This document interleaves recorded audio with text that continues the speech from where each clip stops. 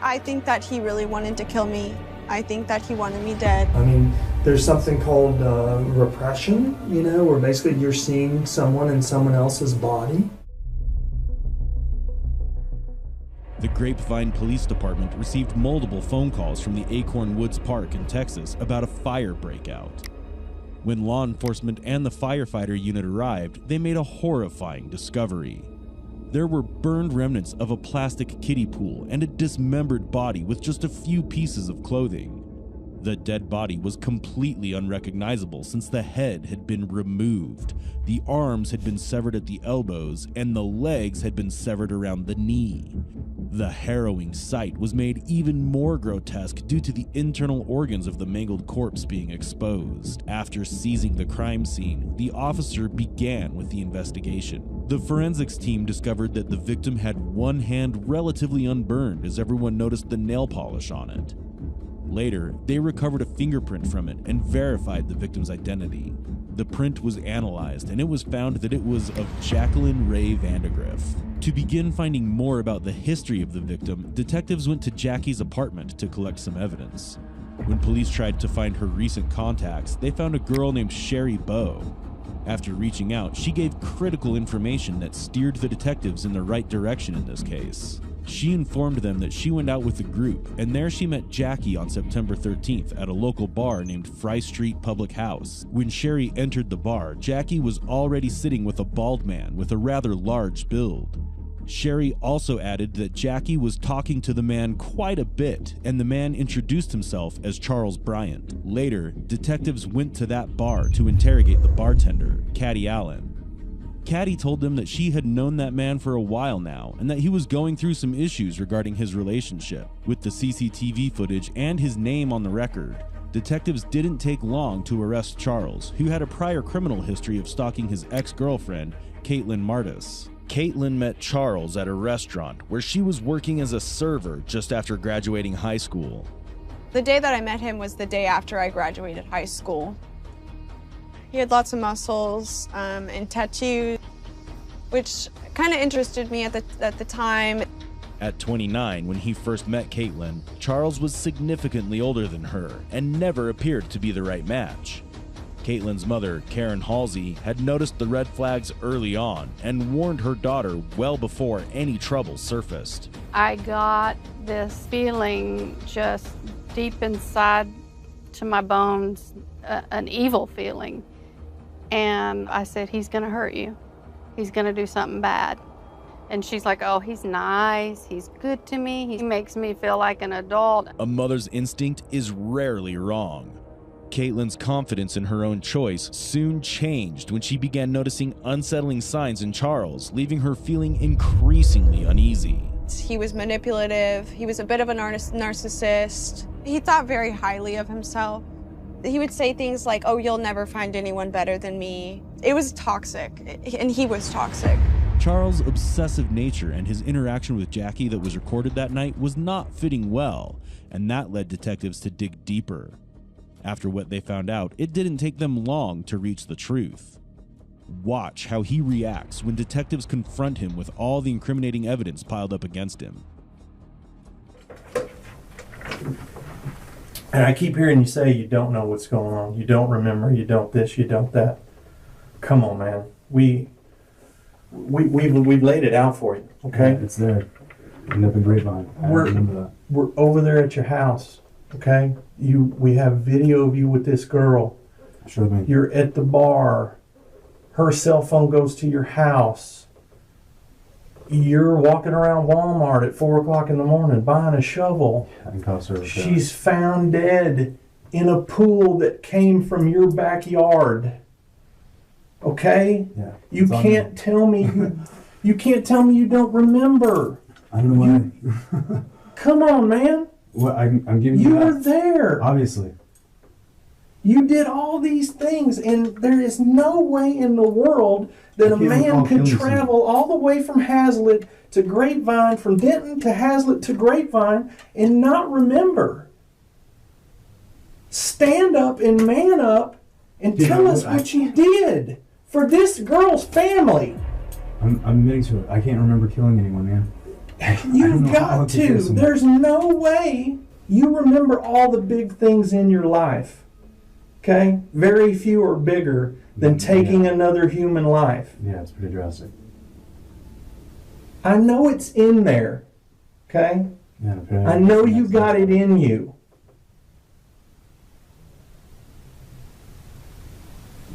I don't know how. Talk to me. I'm trying. Tell me. The past hour and a half, I've been racking my brain.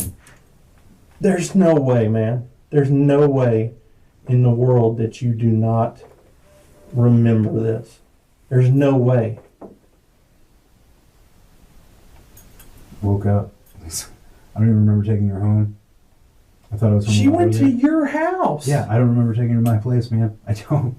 I thought I went home by myself. And you killed her. You killed her. And then you didn't just leave her there, you drove her to Grapevine. Tell me you don't remember that. Putting her in the car. Come on. In the initial stage of the investigation, it was clear that he has no guilt for what he may have done. Despite relentless pressure from detectives, he stood firm, clinging to his claim of not remembering anything related to the murder of Jackie. You were at the bar with her in Denton. Y'all drove to your house. You killed her. You drove her to Grapevine. And you don't remember any of that? I just remember waking up hungover. I don't know how I could kill someone, man. I don't. It's like, it's not me. But obviously it is me. It's like, I just... Out of all those things that I've told you there, how is that possible that you don't remember? I don't think I was that drunk. I really don't. It's not about being drunk, Charles. The people kill people when they're drunk because they drive down the road and they hit them, okay? They don't murder them and then take them to another place. Look at me, man. They don't. I've been doing this for 25 years, okay? I've heard a lot of blackout stories. I've seen a lot of blackout stories. This is not a blackout story. And the fact that you can't look me in the eyes... I don't remember, man. I don't. It's down in there. And it's weighing on you. It's dragging you this down. This entire thing is. I know. And you would at least feel better... Telling you something I don't know? Telling me the truth. You feel better. I don't know, man. You do know, Charles. There's no way you could not know. Detectives didn't waste much time to call out his lame excuses and baseless story, as the evidence was incriminating enough to charge him. At this point, all they needed was a confession. But unfortunately, their approach of confrontation wasn't working. To get the confession, it was important they had the right approach from detectives who are specialized to break people like Charles. So, I'm kind of egocentric, so let me talk about me. Is that all right? If you don't mind. I seem like a cool guy. Do what? You seem like a cool guy, so I'm all ears. Well, I guess I try. Maybe I don't try. Maybe it just happens. I don't know. And the nice thing about my job is when I get an assignment, everyone kind of bends over for me. So if I need something from the lab, let's say another ranger is trying to get something run to the lab and they say, hey, it's going to be a month. Well, I can call up and say, hey, I need that. And man, I got people popping out of bed and everything like that. And that's a good thing about, working directly for the governor. The bad thing is you get phone calls all the time and you're getting flown all over the place and he expects results. So of us 8 USIT guys, I'm the senior one. So I get all the big fun phone calls, but it's an interesting gig. I'm never bored or anything like that. Through investigation, detectives already knew that Charles was egocentric and had a narcissistic personality. Here, Detective Jim Holland used these aspects of his behavior and mirrored them so that Charles could involuntarily open up more, which he eventually did. Tell me what's going on today. Why are you wearing the Village People outfit? Right. Tuesday, it's like... They didn't have anything else for you to wear? That's it. I was wearing my shorts and I'm like, oh, I got to change in this, but I don't mind. Yeah, it's crazy because I really don't remember meeting this girl. It's like, I met her at a public house and... A public house? Yeah, it's a bar in Denton. Oh, okay. And like we left there, and I thought we kind of parted ways, but we were at another bar drinking, and I doubt that apparently she was with me.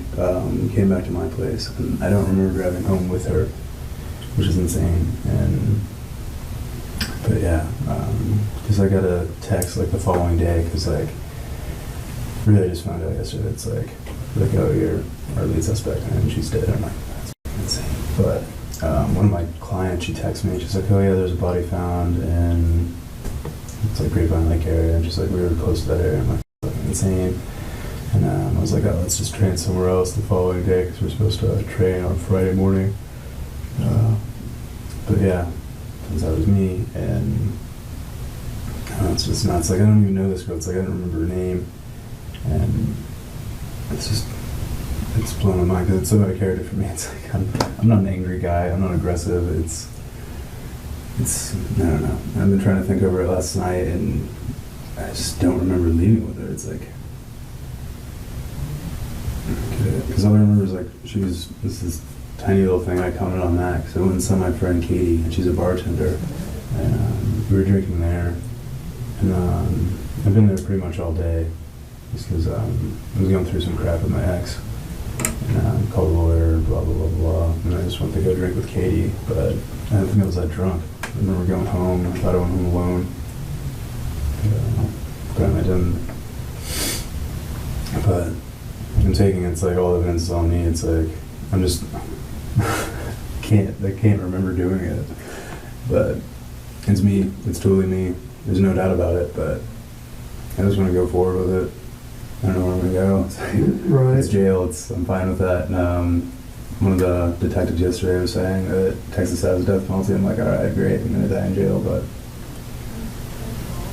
I can't fight it. It's obviously me. I can't remember doing anything because they gave me time frames, and I was like, I woke up at like 9. I just felt like really groggy and tired.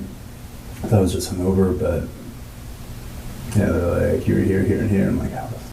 But Although Charles played a very significant card here by accepting the allegation made against him and claiming that he's willing to go forward without much resistance, he was still denying to have a single memory that relates him to the murder. Psychotic blackouts do take place in many cases, but with an expert in the interrogation room, it's quite enticing to see how he breaks down the narrative that Charles was trying so hard to create. Have you ever met this chick before? never know it. Can you remember what she looks like? Tiny little blonde girl. Yeah. Did they show you a picture yesterday, or? Yeah. Okay. And I remember commenting at Public House, I was like, oh, you're really tiny. Because she was sitting down, and then she stood up, because, I don't know, we were just drinking. I was like, oh, you're little. I remember that. We kept drinking. We all leave around like 9 something, because Katie had to leave. I just get split because I thought I went over to another bar. You did. You went to a second bar. Yeah, not that one. It's like, I thought I went to that one, and there was a guy in there. He's a bartender. Yeah, the bartender in there said you were in there chatting the chick up. Yeah, they showed me pictures yesterday, and they were at the same time. And they gave a girl my card.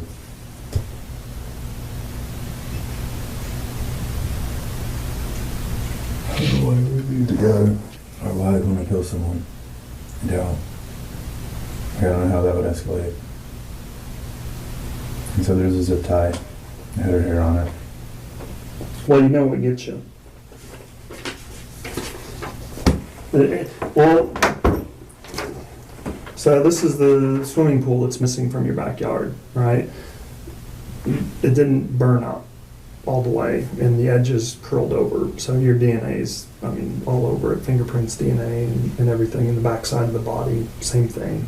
There's DNA on it. The other side of the swimming pool, there's DNA, there's fingerprints, there's dog hair that's going to end up matching, I think, your dog's. And you got the knife with, that test isn't back yet, but the knife that's in your closet is going to come back with her blood on it. And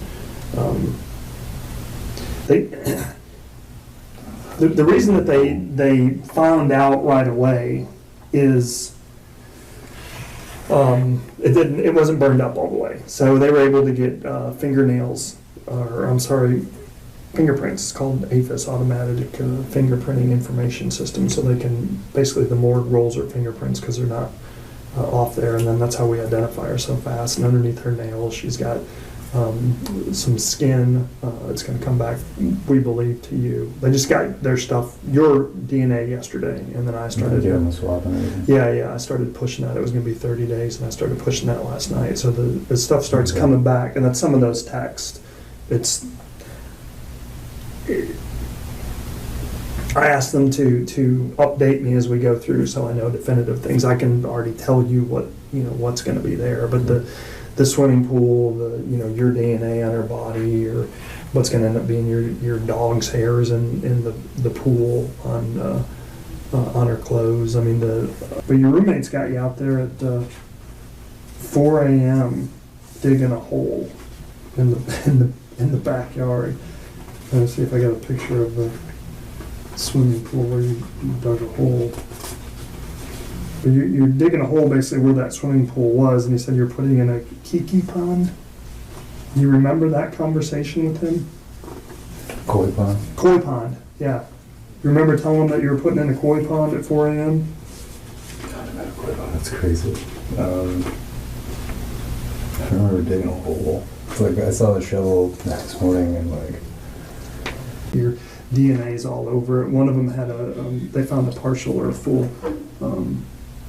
fingerprint. See, as I'm getting these back, these are all my tests coming in. DNA positive. Evidence-based interrogations are highly effective.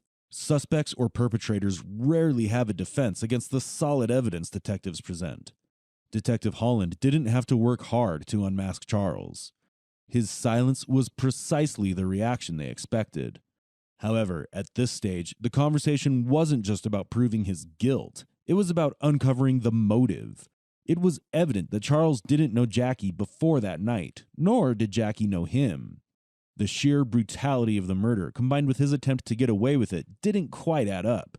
So the detective played his strongest card, and it, to a certain extent, did the trick. Charles looked very uncomfortable and anxious every time Detective Holland mentioned his ex-girlfriend and his arrest for stalking her. This discomfort reflected a deep-rooted repressed emotion he was having, but was actively choosing to deny. You ever broke up with a girl? Well, let me ask you this, you ever been stalked? Yeah. Yeah? And the girl Becca was actually going to go meet, actually it's pretty stalkerish, but... Okay, and how does that happen? Is that from a girl that broke up with you? Does she turn around and stalk you? Not so much. Usually part ways with him. Right. So who stalks you? It's the girl that you kicked to the curb, right? Why? Because they can't take rejection. All right? I don't even know how to kill someone. Let alone chop them up and burn them. Eating a shovel at 4 in the morning. Well, some of that. So, again, we talk about the psychosis where you slip into someone else. We don't need to concentrate so much on cutting up bodies and lighting things on fire, all right? Because that's the part where you're in the military, right? You're in mission mode. You're in survival mode. Bad happened, now you need to suck it up and get through it, all right? And that's just SOP of your mindset. I mean, you're a guy who goes in the gym who's supposed to do 10 reps, and instead you do 12 or 15, right? You're going beyond and above. But you're one who finishes a workout. You get done with things. You got a cramp. You're thirsty. You're hungover. You're going to tough it out and get through it. And this is one of those deals where shit goes bad, and now you're mission oriented. Now I got to get past that. That's the, I call it A to G, right? Which is meeting her and things happening, and then you have this middle zone, this G where shit goes bad. All right, and then you have this, J through Z or whatever you want to call it. Probably don't know my alphabet good enough. Pretty good. But you've got that, which is this after action report, which is, you go nuts and now you need to get rid of things. I'm not so worried about that. I mean, that's explained by, someone who freaks out. That's obviously not your nature. That's easy to deal with. What I'm concerned about is that what's the red button issue? What sends this south? I just never wanted to kill anyone. Actually, it's like came across me like crazy. It's like I've never acted on anything like that. It's like, Well, and you say something that's interesting. What's the chance that you have this chick and you're so drunk that you start picturing Caitlin's crazy? I mean, there's something called repression. Where basically you're seeing someone in someone else's body. Do you see? All right, forget about this girl who's dead. A couple nights ago, do you see Caitlin with you? Is there a chance that you resemble each other? No. Well, that doesn't make a difference physically. It's what's your mental mindset. How screwed up are you from Caitlin, man? Sensing his unease, Detective Holland proposed a possible motive. Charles' reaction confirmed that Holland's assumption had hit its mark. It was his obsession with Caitlin that consumed him, leading him to mistake Jackie for her while he was drunk. And when he realized what he had done, he treated the young woman as though she were nothing more than a disposable object, something he could simply destroy, burn, and bury to wipe away his guilt. It was most likely that Charles had the intention to kill Caitlin, but instead killed Jackie. According to Detective Holland, he might have felt that there were certain similarities between the two. It was chilling to realize that they were able to prevent another murder. The detective finds another clue when they check Charles' internet search history: how to remove a person's heart, how much formaldehyde it takes to preserve a heart, how to make a clear resin to make an art piece. It became disturbingly clear that Jackie's heart had been removed before Charles set her body on fire. Even more chilling was the revelation that he had researched these acts long before he ever crossed paths with Jackie. it said zip ties. And then zip tie with hair on it. In the pool, so. I mean, obviously the pool comes back from your house. Yeah. Obviously, because of the blood and everything else, she's been in your vehicle. You got the bloodied up K-bar knife, in your closet. Later in the interrogation, Charles comes up with every detail of how he met this girl and why she went to his house. In the end, he finally does admit to the crime by saying it was an accident. As lame as it may sound, according to Charles, they were having kinky sex, and during that, she was choked by a zip tie. At that point, he panicked and planned to bury her, which was why he went to Walmart in the morning to buy a shovel. During the trial, the jury clearly rejected that theory because there was no such evidence of such a sexual encounter. Instead, they were convinced that Charles was planning to murder Caitlin. During an interview, Caitlin revealed her version of events, which provided clarity and helped things fit into place. How he was stalking me was completely related to Jackie Vandergrift's death. I looked up Jackie Vandergrift and I realized, oh my God, I'm already friends with her. What initially seemed like a psychological breakdown and a tragic accident unraveled into a grim irony, a meticulously crafted act by a man devoid of empathy, who was cold and calculating to the core. And once again, Detective Holland also confronted Charles about his personality and state of mind, which turned out to be not so comfortable. Psychopath would be someone who's basically born with a scar on their brain. Finally, on April 16, 2018, after only 3 hours of deliberation, Charles Bryant was charged with first-degree murder. He was sentenced to life in prison for this horrific act, also adding 20 years for tampering with evidence. He was also found guilty of a Class 3 felony for having explicit content of underage individuals on his computer. It was unmistakably clear that he was evolving into something truly monstrous. All these are the same clothes you went there when you killed her? Yes. No, I didn't kill my mom. I already know that you're the one that went there, okay? I need you to help me understand why you did this to your mom. The man you just saw killed his own mother, and this is how the detectives found her body. After killing his mother, he foolishly got caught leaving the scene on CCTV footage. And this is how he left his mother behind in a pool of her own blood. On October 25, 2018, Athena Valentini, who was a nurse in the San Luis Obispo County Prison in California, did not show up for work. This resulted in her colleagues triggering protocol to check on her. The first worry most had when a staff member did not attend work at the prison without prior notice was that they had been brutally attacked by a runaway inmate. Athena, police department!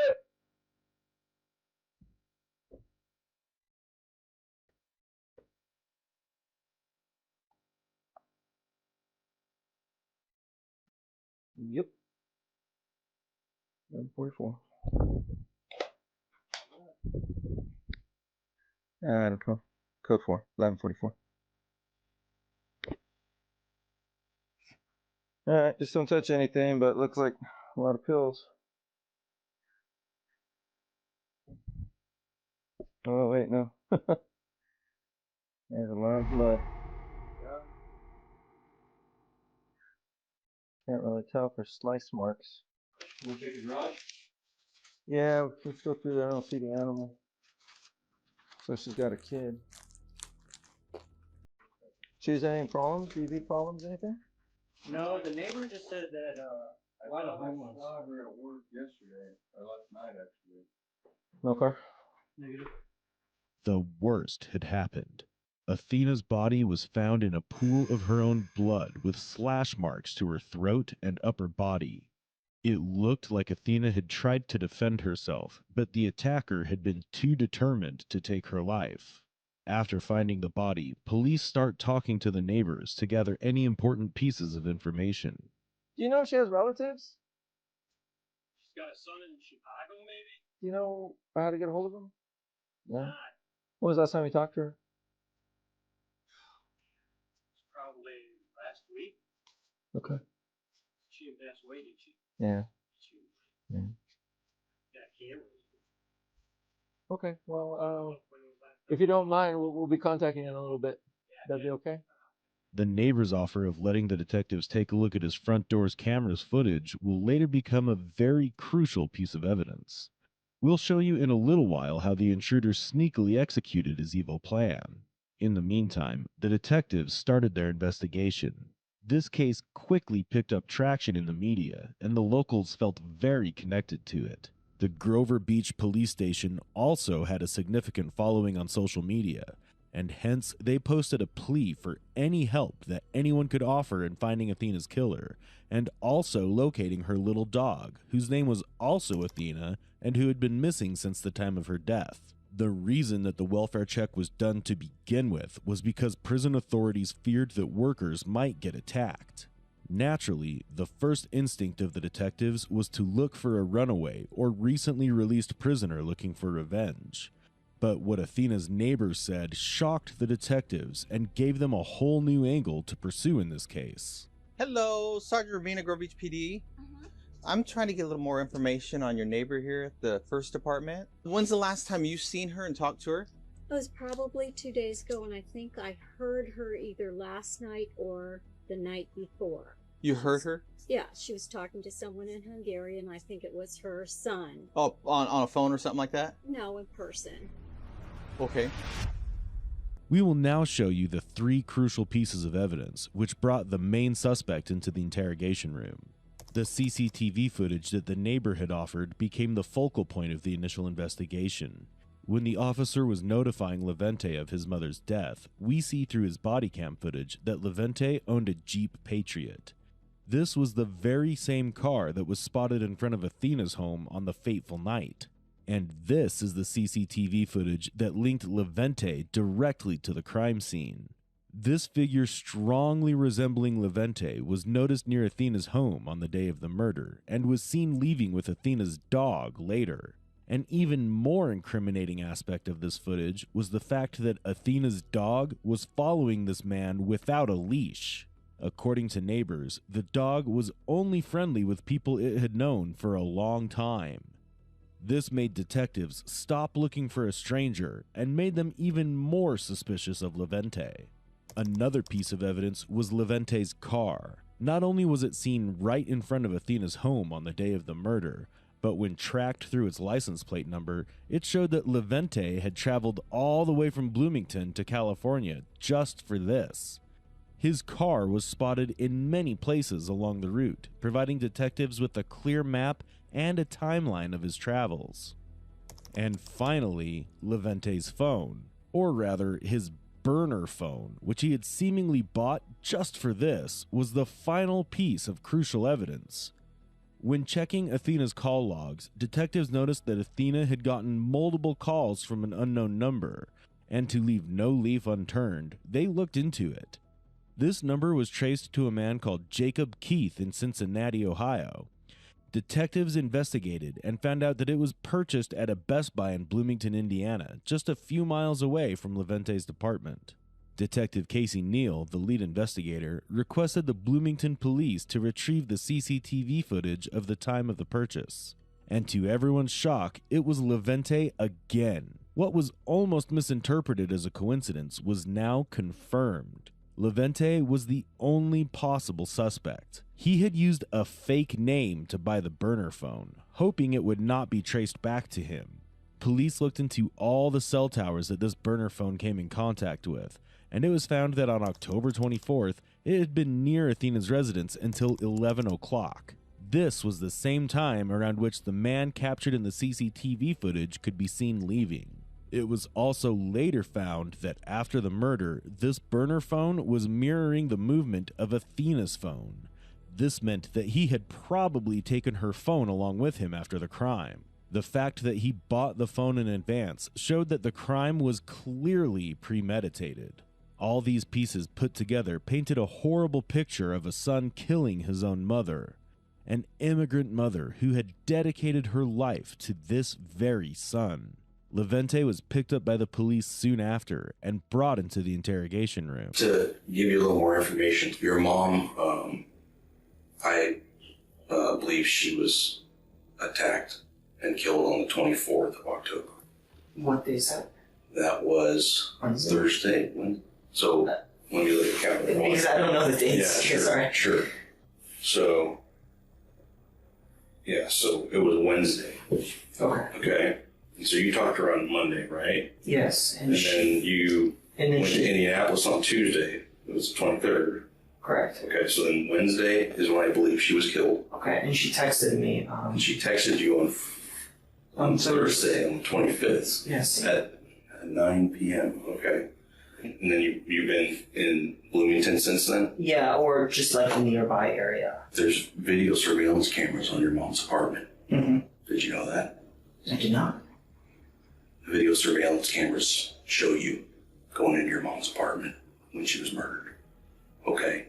So what I'm here to do today to talk to you is about, I already know that you're the one that went there. Okay. I need you to help me understand why you did this to your mom. I didn't do anything to my mom. Levente, it's clear to me. There's clear as day, unfortunately. We went and bought that phone at Best Buy.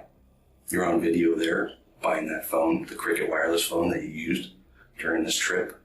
I have you on video there. I have your video on your mom's house. I have video afterwards with Athena leaving. Okay? Casey, You have to accept, we're past that part. Okay. I know it's tough. This is something that's been hard to talk about, but... No, there's nothing hard to talk about. It's the fact that I didn't... Explain to me why you killed your mom. Levente has definitely prepared this story for a long time before being brought into the interrogation room. But there are elements to his crime that he seems to have totally missed. One of the biggest being that he is unaware that his mother had installed a doorbell camera. The more camera footage that the detective reveals they've already acquired, the more nervous Levente grows. While the interrogation is being conducted, other detectives are looking through Levente's home and are about to find even more incriminating evidence. Watch until the end, because Levente is dumbfounded when he's confronted with the same. He never anticipated the detectives finding those clues, and that reflects on his face and in his answers. Well, there had to be something to where... No. Listen to me. It's clear, Levente. Let me show you a couple things here. Okay, just so you know. Okay, here's her trust, right? Okay.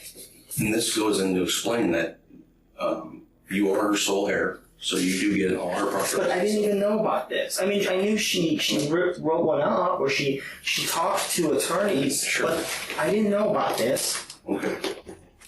Let me show you a few things here. Okay. So we can get past that part. Because it's more about why, okay? It's not about why. Okay. Okay. I don't understand what you're saying. This is your house right here, where this is. Yes. This is your mom's house. Yes. Okay. You understand that pictures caught you along the route. That's your Jeep, correct? Yes. Okay. Yes. So what you're telling me about being in Indiana and never leaving and not seeing your mom in January of this year. No, I saw her in is January. clearly, well, you were at her house on the 24th of I October. was not in her house. Of October of this year, I was not. Levente, do you see what I'm showing you? You want to see Norma? Your picture of your Jeep was taken all along your route with you in it.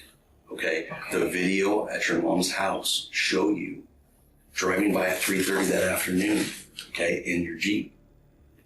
Okay? Understand what all this says is that you were. So for you to sit here and tell me that makes zero sense, and it doesn't look, good for you. Okay? What I'm trying to understand is, did something happen when you were there that caused a struggle with your mom? No. Were you just mad at her? Do you need money? No. I don't need money. So what happened? Tell me what happened. That's the only way we're going to understand this a little bit better. Because you seem like a very intelligent, smart, and a nice person. And something had to have happened that Casey, day. nothing. We all make mistakes. No. I mean, I understand everybody makes mistakes, but no, First of all, as you pointed out, I had a rough childhood. Yeah. But you know what? I've always had my mom. Always had my mom. She was the number one person, with the exception of the dog, that I could go to. Mm-hmm. There's no reason for me to hurt her. I never hurt her. I never did. If anything, I went out of my way to help her all the time. There's no... Can you explain this? I cannot. I absolutely cannot. But I did not do anything to her. I really didn't. I promise. Do you understand that there was video surveillance all over that complex? Okay, there was. I watch you go in and out of the house. I watch you. Your mom actually had a video surveillance in her house because she was worried about the transients. Okay. Okay. I watched you do it. Okay. What do you mean you watched me do it?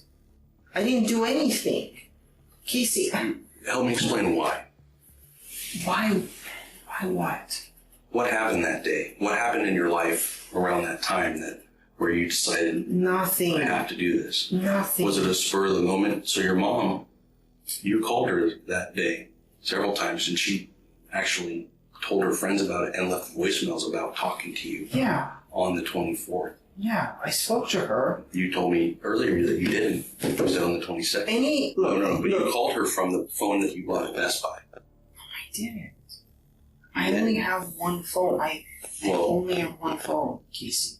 Did you not buy a phone at Best Buy? No. I did not. Do you want me to show you the video of it? I didn't. Do you want me to show you the video of it? Sure. Okay. Do you not believe I have this? Or? Casey. I'm just look, I understand you're looking for motive. No. There is absolutely no reason for me to hurt my mom. Okay? This December, I was talking to her about meeting Hannah's parents. Okay. I asked my mom for her engagement ring so I can use it as a promise ring for Hannah. Mm-hmm. There was nothing. Did you find the ring there? I don't have a ring. I absolutely do not have a ring. I'm not going to hurt my mom for a little gold ring. I know, there was more to it. Okay. Okay. That was it. What you have to, why did this happen? Why did you hurt your mom? Did you understand how this technology works? I understand. Do you understand that? It communicates. There are cell towers, like, let's say every 25 miles away, and every time you move from one zone to another zone to another zone, it kind of follows the cell tower or nearby cell tower. I understand that. Okay. But, like, for example, I don't know why it said Texas. I haven't been to Texas since I first moved out here, which was 2015, because I drove through it. Mm-hmm. That's it. You didn't buy a phone at Best Buy. I'm saying I didn't hurt my mom. I didn't go to California. this year except in January to see, and I flew there. I didn't even drive. Do you realize that these text messages you show me from your mom were after she was dead? They were sent after she was dead. You sent those texts. Yeah. Yeah. From my phone. Right. You sent those texts from your mom's phone to you because she was already dead. She couldn't. What? No. Look. Hold on. I'm sorry. No. I didn't send those text messages. Okay.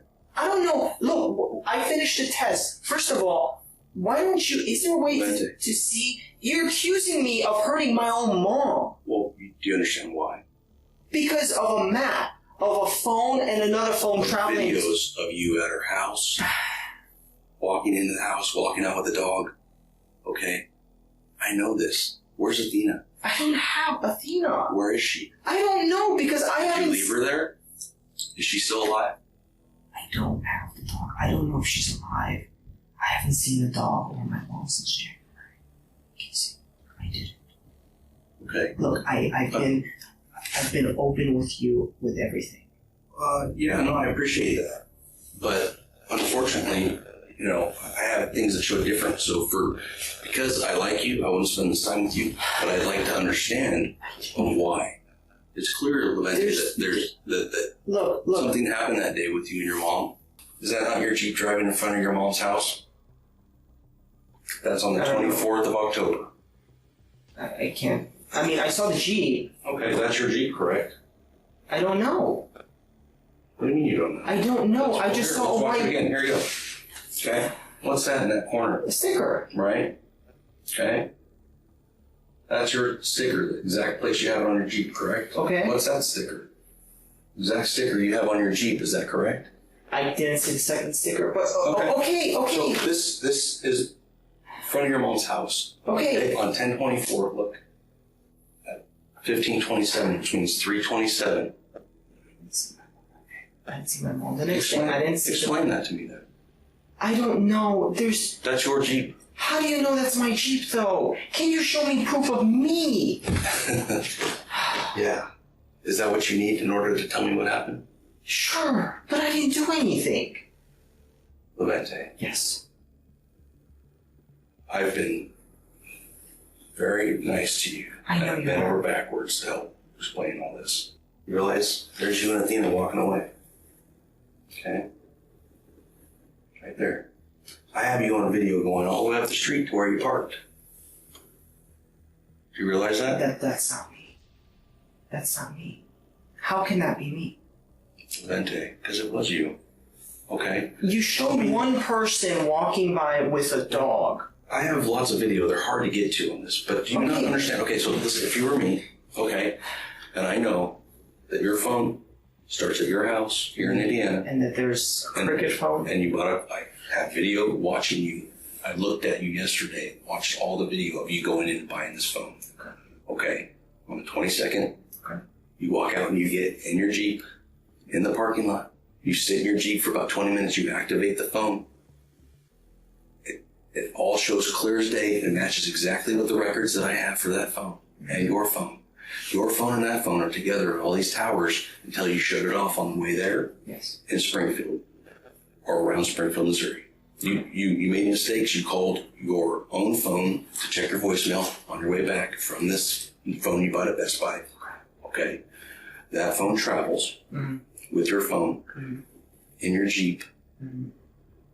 There's pictures taking you along the whole way, right to your mom's house. Yes. There's video surveillance of you in multiple places, right at your mom's house. Okay, so tell me. You're telling me that you're here, but that's a complete contradiction to everything that I know.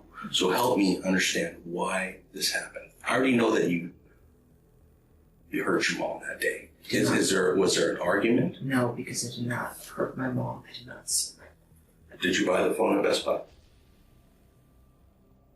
The cricket? Yeah. Yes, I did. Okay, why did you buy that phone? Personal reasons. Like what? Personal reasons. Can you explain that to me? No, because it has nothing to do with this. It has nothing to do with my mom or... Well, you called your mom from it. I did. Quite a bit. Yeah. Okay. And I spoke to her for like an hour. Yeah. What did you guys talk about? Many different things. The promised ring, the my mom's job, the doctor's visit, talked about Joseph.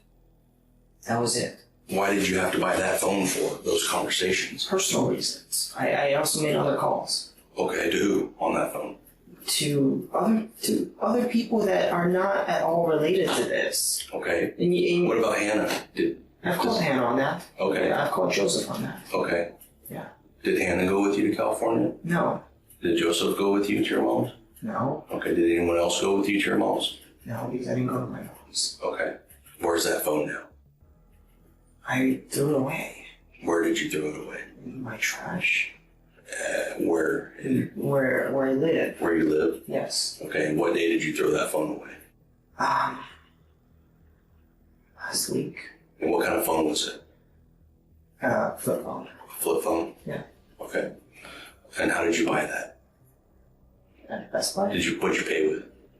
Cash. Okay. You remember how much you spent, roughly? $25, 30. Okay. What's Hannah gonna tell me when I talk to her about where you were? And I was not there. What's she gonna say? What'd you tell Hannah? I was in California. But I didn't go see my mom. I didn't see her. I drove by her place. What'd you I went to Los Angeles. I went to Los Angeles to, and I could prove it to you. I could show it to you. Okay. To buy marijuana. Okay. And I bought medicinal marijuana. I went to it's on Venice Street in Los Angeles. That's why I went to California. Okay. And how do you show that to me? How? Yeah. I have the weed in my house. Okay. And how much weed did you buy? About $120 worth. $120 worth of weed? Yeah, it's 15 grams. Okay. That's it. So that's why you came to California? I know it sounds ridiculous, but I don't know anyone here except Hannah. Hannah is not going to go ask people. I'm not going to go ask other people either. She's in medical school. Okay. What did you tell Hannah? That I was going to Chicago. And why did you tell her that? Because she doesn't like it. She doesn't like, because she's in medical school, she's worried about, like, first of all, this is Indiana. They don't have any, if I got caught smoking weed here, she would get in trouble. Because of that, I kind of kept that a secret from her. Okay.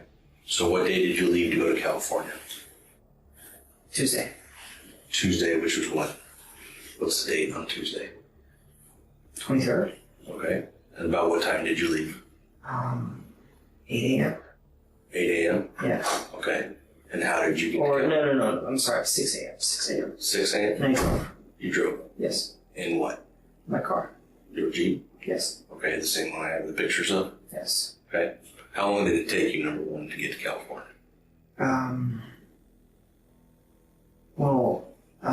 Thursday, I think, was when I got there.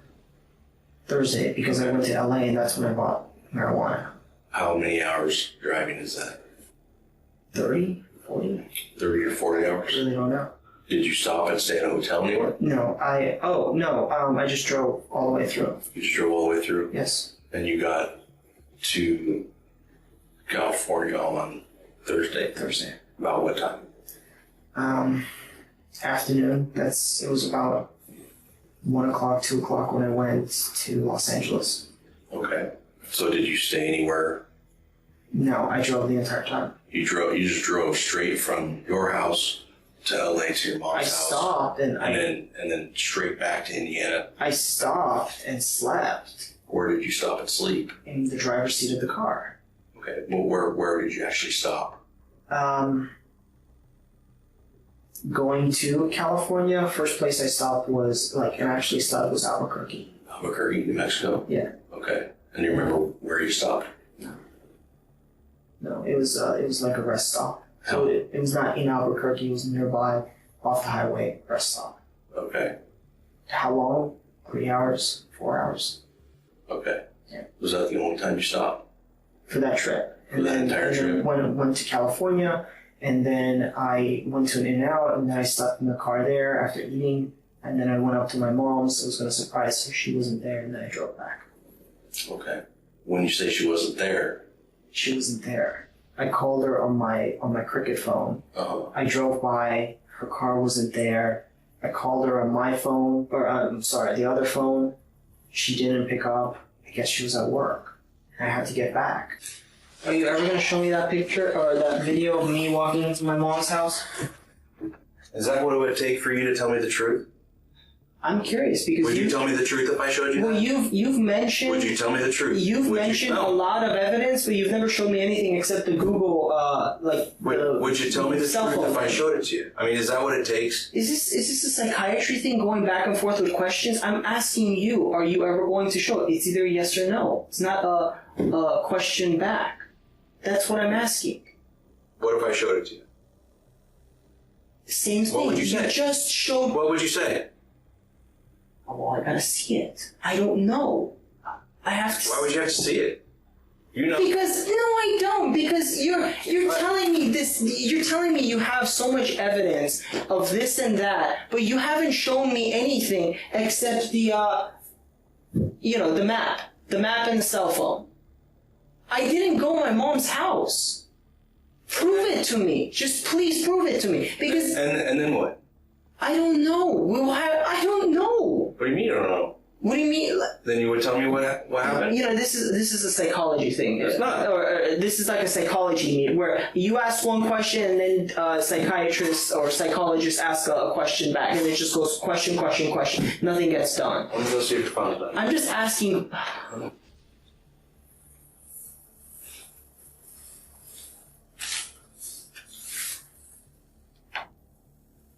Levente's interrogation began with him talking about how well he was doing financially. But when the detectives looked into his books, it turned out that he had lost about $49,000 in the stock market. Additionally, he still owed $70,000 in student loans. He also owed the IRS roughly $12,000. From this, they deduced that the motive was financial, and Levente had just wanted the insurance and funds that his mother Athena was leaving behind for her son, not knowing what he would do to her for the money. In the end, Levente Lazar was sentenced to life in prison without the possibility of parole for the premeditated murder of his mother done for financial gains. Oh, no! No! No! This is 46-year-old Matthew Lewis Malacone, and he just witnessed a horrifying ordeal. Matthew had discovered that his wife, Kimberly, was having an affair with a man named Daniel Giannone. He lost control and stormed over to Daniel's house to confront him. Get out of here! Stop it! Stay away from my wife! Stop it! Stop it! Stay away from my wife! What followed was a violent rat chase. Stop it, man! Stop it! Stop! The confrontation quickly escalated into a full-blown gunfight between the two men. Alarmed by the chaos, one of Daniel's family members called 911, desperate to prevent a fatal tragedy. Hello? I need an officer. Somebody just chased shooting in my house. The car is a white. Listen, listen. But it was too late, and things had already taken a deadly turn. Someone was shot. 911, what is the address of the emergency? What is the address? House, he pulled out a gun. My wife's been shot. Okay. My wife's been shot. Officers arrived at the scene within moments. Kimberly was rushed to the hospital for urgent medical care, while Matthew was taken into custody for questioning. Is she okay? I wasn't out there, sir. I've been here the whole time. You can't find out for me? I told you we couldn't tell you, sir. Oh my God. No. God, help her. God, please. She didn't deserve this. God, help her.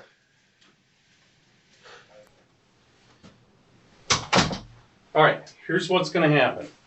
Is she okay? Matt? Yeah.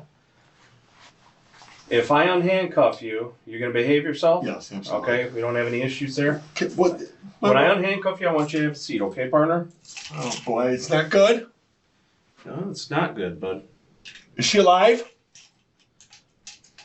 Is she alive? Hold on. Relax. Sit down. Is my wife alive? We're going to talk real quick here, okay? And your wife is Kimberly, right? Yes. Okay. Please. Please. She didn't make it. She died. Oh, no! No! No! No! No! No! No! No! No! Oh my God, no! No! Oh my God, no! After the screaming and yelling, Matthew pulls himself together. You might expect the news to quell his anger and fill him with guilt, but that's not where Matthew's focus lies. No! No! What just happened?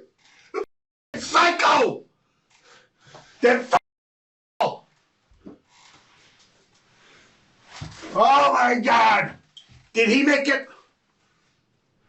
That's why my wife's dead, is because I'm a horrible shot! Is he alive? You can't answer that? I mean, you told me you wanted your attorney. We can have a conversation if you'd like. It's up to you.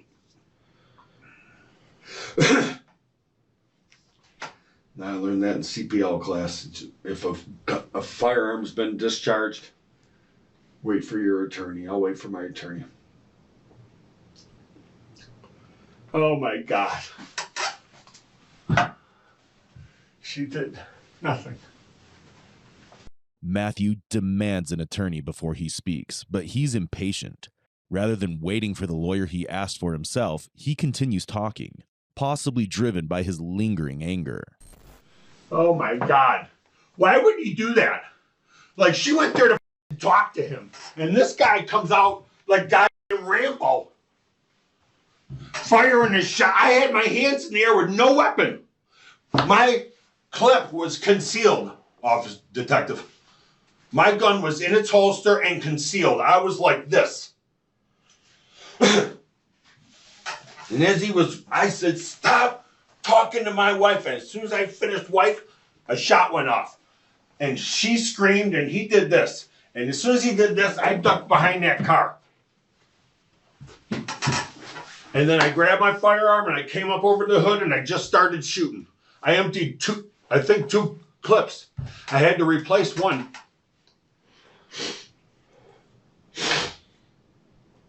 I don't even think I hit him. How many rounds? Do you have any idea how many rounds? No. You said you replaced a clip. What kind of gun was it? 9mm. Okay. Did you bring more than one gun or? No, one gun. Just one? Okay. And so tell me how this transpired today. You guys were at home when this conversation took place and you decided to leave, or how did that? Yeah. How did that happen? Like, how did you get on the topic? Like, what is this something that's been going on for a while? Like, oh, I found out about it again 45 days-ish ago. I knew about it, like I told you. So like a month and a half ago? Yeah.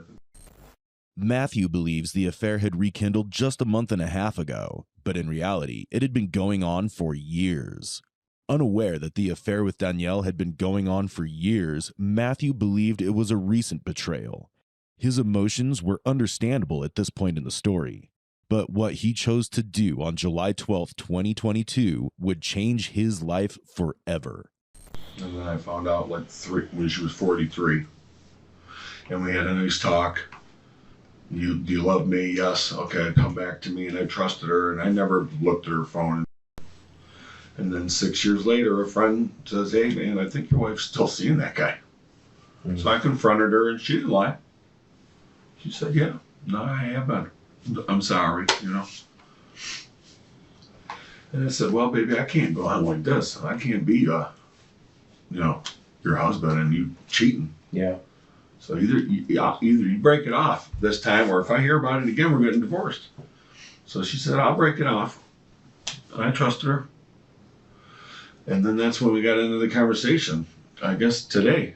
I said, so how did you break it off? Oh, you never broke it off. You haven't seen him since February. You never told him, get lost, stop contacting me, we're breaking up. Yeah. Okay, then she goes, no.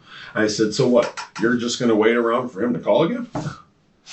Because he'll do that, just like he has been. And she goes, well, that makes sense. She goes, I'll break it off. And I said, all right. She goes, let's go now. I think it was 8:30 when we got there. It was light, or just getting dark, 9 o'clock maybe. So it was her idea to drive to his house to break it off with you? Yeah, she wanted to prove it to me, you know. It seems Matthew gave Kimberly many chances, only to be betrayed each time. He could have walked away, but perhaps this time he truly believed the affair would finally end. At this point, it seems like his anger is justified, but it's still too early to judge, especially since he brought a firearm with him, which doesn't work in his favor. You guys break it off. Were you guys drinking today? Yeah. Okay. How about drugs? Were you doing any drugs? Yeah. What were you doing? A little. Okay. So you're doing marijuana, doing some drinking, and you decide to go up there with her. Yeah, I wasn't gonna let her go alone. And why was that? Because his fiance cornered my wife about a year and a half ago.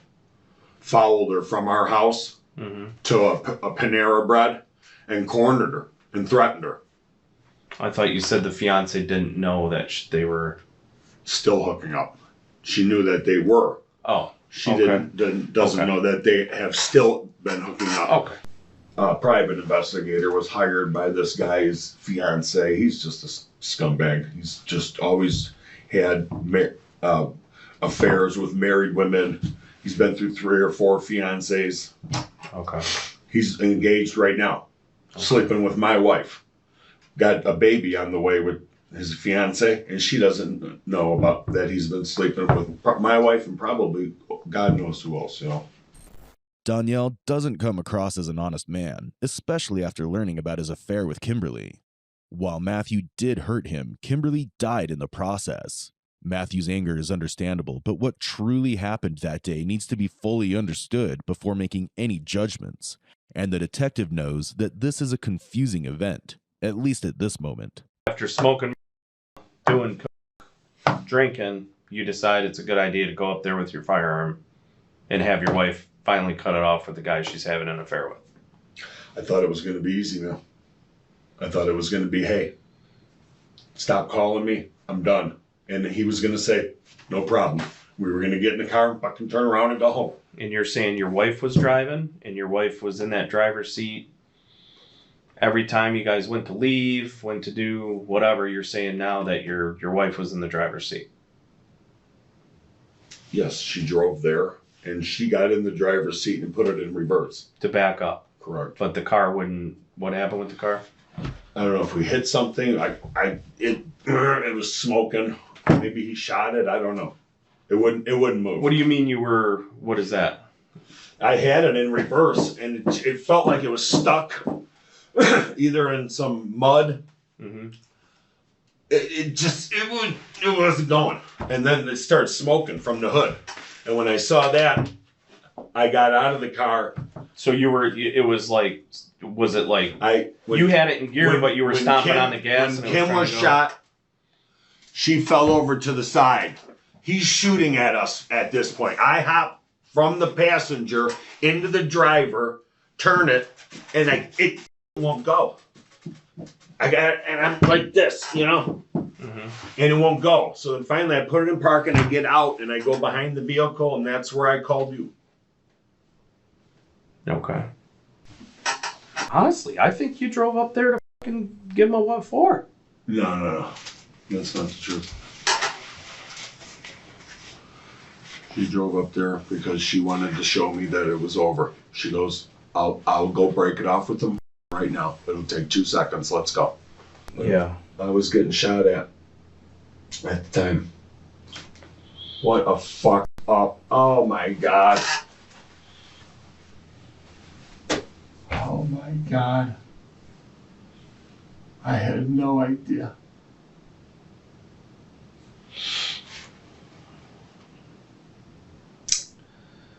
What the f?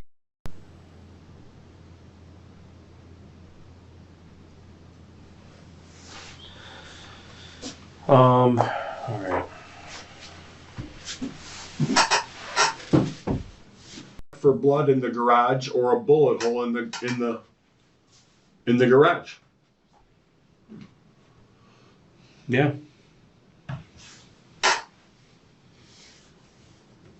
Also the cameras. Okay, there you go. Beautiful. We got cameras. He's got cameras? Does he? I can't tell you all that. Well, I hope he does. You better, you'll look for those, correct? We gather all the facts. Okay, good. Everybody's got a story, right, to tell. I hope he's got cameras. You know, the problem is that you drove up there in that driveway, and that started this whole chain of events, is the issue. What's illegal about that? Well, your wife's dead as a result of this decision to drive up to his driveway and decide to, whatever, confront him, break it off, however you want to word that. Break it off. Break it off, whatever. That's what you wanted to do. I understand. I'm just telling you. The decision making that took place to drive up there and do that after doing drinking.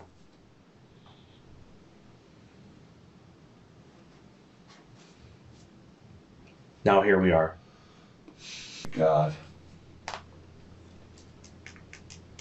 Oh my God. Do you have a neighbor or anything that's real close, that is close with your family, that one of your neighbors on either side or anything like that?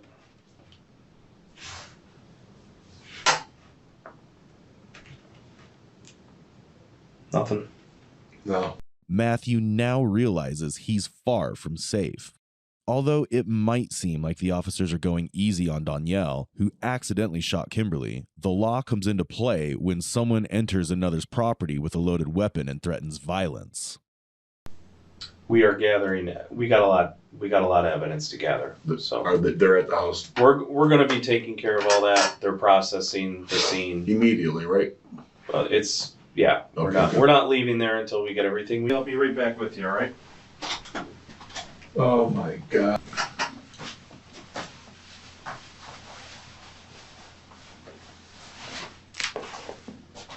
Oh my God, my wife is dead. Oh my God. No. Further investigation revealed that Kimberly had sent nearly $60,000 in multiple payments to Danielle, intensifying Matthew's anger over the affair. Taking everything into account, officers concluded that Matthew's actions were premeditated, leading to charges of voluntary manslaughter, assault with intent to murder, and firearm use during a felony.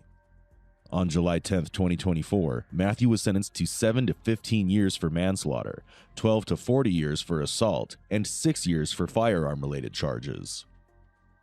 It's tragic how an affair can destroy so many lives, and how decisions made under the influence of anger or intoxication can lead to disaster. Matthew became a victim of his own emotions and tragically lost the woman he loved in the process. And we have, substantial amounts of video actually from that street. There's so many homes have surveillance systems now. We also have surveillance system from West 47th Street. Oh yeah. Okay, on the next street over by the convenience store.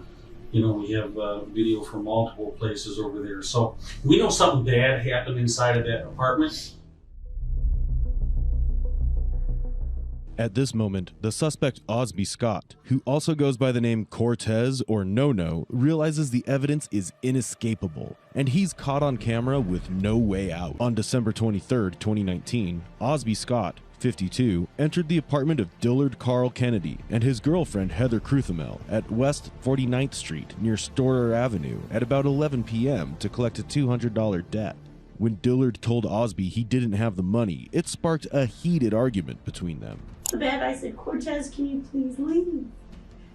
At that time, I heard the first gunshot, and then Cortez beat the bedroom door in, and he looked at me and pointed the gun at me and shot it. I was like, my legs were underneath my butt, like I was kneeling on the bed holding pork chop. I didn't know I got shot or anything. And that took him like a couple seconds. Then Carl, he had a pink blanket wrapped around him, and he like fell like onto the bed and said, "Call 911." After the shooting, Osby fled the scene. A week later, on January 1st, 2020, police arrested him at a car lot. Following his arrest, authorities uncovered a recorded jail call in which Osby referenced the incident. Dog run up on me and dude got a clear look at my face. They see me walk from 47 to 49th through the what's name lot, which I did. However, during the interrogation, Osby adamantly denied any involvement. Surveillance footage from two neighbors and the surrounding local businesses captured Osby near the apartment. Among the recovered footage, Osby could be seen approaching the house and later fleeing the area. This footage, along with witness testimony, was used to trace his movements on the night of the incident. And we have, substantial amounts of video actually from that street. There's so many homes have surveillance systems now. We also have surveillance system from West 47th Street. All the way up. Okay, on the next street over by the convenience store. We have video from multiple places over there. So we know something bad happened inside of that apartment. What exactly happened, we don't know. I don't think you're a cold-blooded killer, Mr. Scott. Man, listen. I didn't do nothing to nobody, man. I went there to talk to them and say, "Where's my money?" Boom. Before I came upstairs, somebody was already up there arguing with them folks. Okay. Then I hear, "Wow." I went back through the field and got him and got to walking. You know what I'm saying? I don't know nothing about nothing, man. But I'm thinking there's somebody that OD'd over. What do they call you on the street? They call me No. They call you No? Yeah. No? Yes. All right. So, again, Mr. Scott, here's the thing. You don't come across to me as a cold-blooded killer. Man, I ain't. Something bad happened up in there. Here's the issue, what we got to get past, and we got to get out in front of, is there's two sides to every story, right? And somewhere in the middle is the truth. Yeah. Somewhere in here. That's what we're trying to get to. Something happened up in there. And now the problem is this, is, again, one person is deceased, one person isn't. What I can say is that based on the testimony of the surviving victim, based on the surveillance video from the surrounding areas, we'd really like to know what bad took place up in there. Something bad happened. Remember what I said about all the video in those houses around there? I know you got video on no house around there. I ain't listen, man. You ain't seen me doing no nothing. You don't see me brandish no gun or nothing, man. On No, the video. you're absolutely right. All You don't that see happened. none of that, man. You're absolutely right. So you Because kill all that, man. I did not All of that happened up inside of the apartment. do nothing to nobody, man. But see, here's the thing. I mean, we've got you on video walking to the apartment. We've got you on video coming out of the field after the incident took place, almost getting bit by a dog. Exactly. Getting into the Tahoe, driving away. I didn't get in no Tahoe, man. See, that's a lie. You lying. When you got into an SUV and you got into the driver's seat of it, and you drove away. Because we've got you on video. Okay, you got me on video. Now, with that, here's the but question. You don't got me on video shooting nobody or nothing, man. I ain't did nothing to nobody, No, man. When but I called here- around and found out that a man got shot, I'm saying, oh my God, man. They Here- trying to do this shit on me. What I can say is this, is that the video evidence that we have after the shooting took place shows nobody coming out of the front of that building except the surviving victim running across yelling for help. And the video we have from 47th shows nobody coming out except you getting into that truck. Coming out? Yeah, coming through that field. Out of the 47th. That's impossible, bro. Well, When I got impossible. there, somebody was up there arguing with them folks already, man. I don't know nothing about none of that shit. I don't have. Well, we'll ask her about it. What did it sound like? White guy, black guy, what? It just was. All I heard, Curl, well, I ain't got your money, man. I used to work with this cat, man. What the fuck, I'm a. Oh my God, man! I used to work with these guys, man. Actually, So then you went to the casino after that? No. When did you go to the casino? I got cracked at the casino like 2 days before that. That's why I'm going around trying to get my money from You didn't go to the casino that night? No. The next morning? No. Sure about that? About 4:30 in the morning. Did I go to the casino? Mm-hmm. That night? About 4:30. Which casino I went to? Jack. Downtown? Yeah. Did I go to the casino? I don't know if I got popped. I don't know. Once I said shit, they into some other shit, I say, man, I ain't gonna get my money. I probably did go to the casino. Did you know that we were looking for you? Yeah, but at first I thought somebody had OD'd off some fentanyl. Why did if now you're saying you're a witness to something? I'm not a witness to nothing. You didn't see it, but you heard a gun go off. And you know that we're after you. Why wouldn't you have called us to say, hey, man, I know I got a story for you, but it wasn't me. Man, listen, I don't want to be part of none of this shit, man. I didn't want to be a part of none of it. None of it. Yeah. Not a drop of it, man. Here You know what it I'm is saying? now. When I heard that somebody had. But you knew we were looking for you. Yeah, man. I'm talking about shit. I'm like, damn, they probably trying to put this shit on me. I don't know, man. I'm about. We don't put anything on anyone, just so you know. Okay. Heather testified truthfully, while Osby, deep in denial, was on the brink of breaking down. You didn't do that. Man, I'm not a cold-blooded killer, man. I know you're not. I've sat across from cold-blooded killers. Huh. And you're not one of them. They look right through you when they look at you. Yeah, listen. Things went bad, Carl. Mr. Scott. I don't know exactly what happened,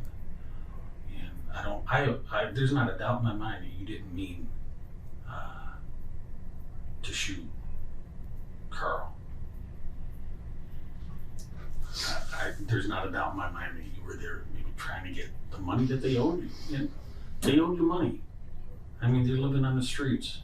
And again, I've been doing this 24 years. He's been doing it 26, 27 years. We get it when they owe you on the streets. And that's a chance they take when they're getting this on credit. That eventually they're going to have to pay it back. I think that things just got out of hand. Or there's no doubt in my mind. That's his version. My version is that you knew you were going to go over there to rob him. You parked on the other side of the street. You walked around there. Maybe Rob got bad. Something went bad. But you knew that you were going to not park in front of that house because you knew what was going to go down in that house. That's my version. That makes it premeditated. So when we present this to a prosecutor, maybe my version wins, maybe his version wins. But that's a roll of the dice that you're in control of right now. If something happened in that house that caused you to defend yourself, if something happened in that house that was accidental, then that's something that we need to know about. Because right now, I'm looking you square in the eye and I'm telling you, you knew what was going to go on down there because you parked that car on the other side of the street on the other street. You walked down 49th, and then you went through the cut after those folks got shot. And you went to the truck. The dog almost got you, which you admitted. You got in the driver's seat of that truck and you drove away. Sure. All right? So if something happened in that house that could tend to justify, if not legally, in your mind. If something happened in the house to justify, man, the charge is going to be the same. You guys ain't going to. They ain't going to be the same. Mr. Scott, no, it's not. Aggravated murder is premeditated. That means you went there knowing that you were going to do what you did. I think you parked down the other street just so they wouldn't know that you were coming over. And you were there, you just wanted to surprise them to get your money. Because they know the sound of your His boss told me he got paid. Derek told me he got paid. Derek said, I paid them guys. Go get your money. That's the reason why I came through the freaking field, man. I ain't want them to say, oh, I ain't got no money. You didn't come through the field, though. I'm saying that's the reason why I parked. I had to park on the other side. All right, so if you parked on that side, why wouldn't you have walked through the field to get to the house? Because I was scared to go through the field because it's so much mud. It is a lot of mud. Yeah.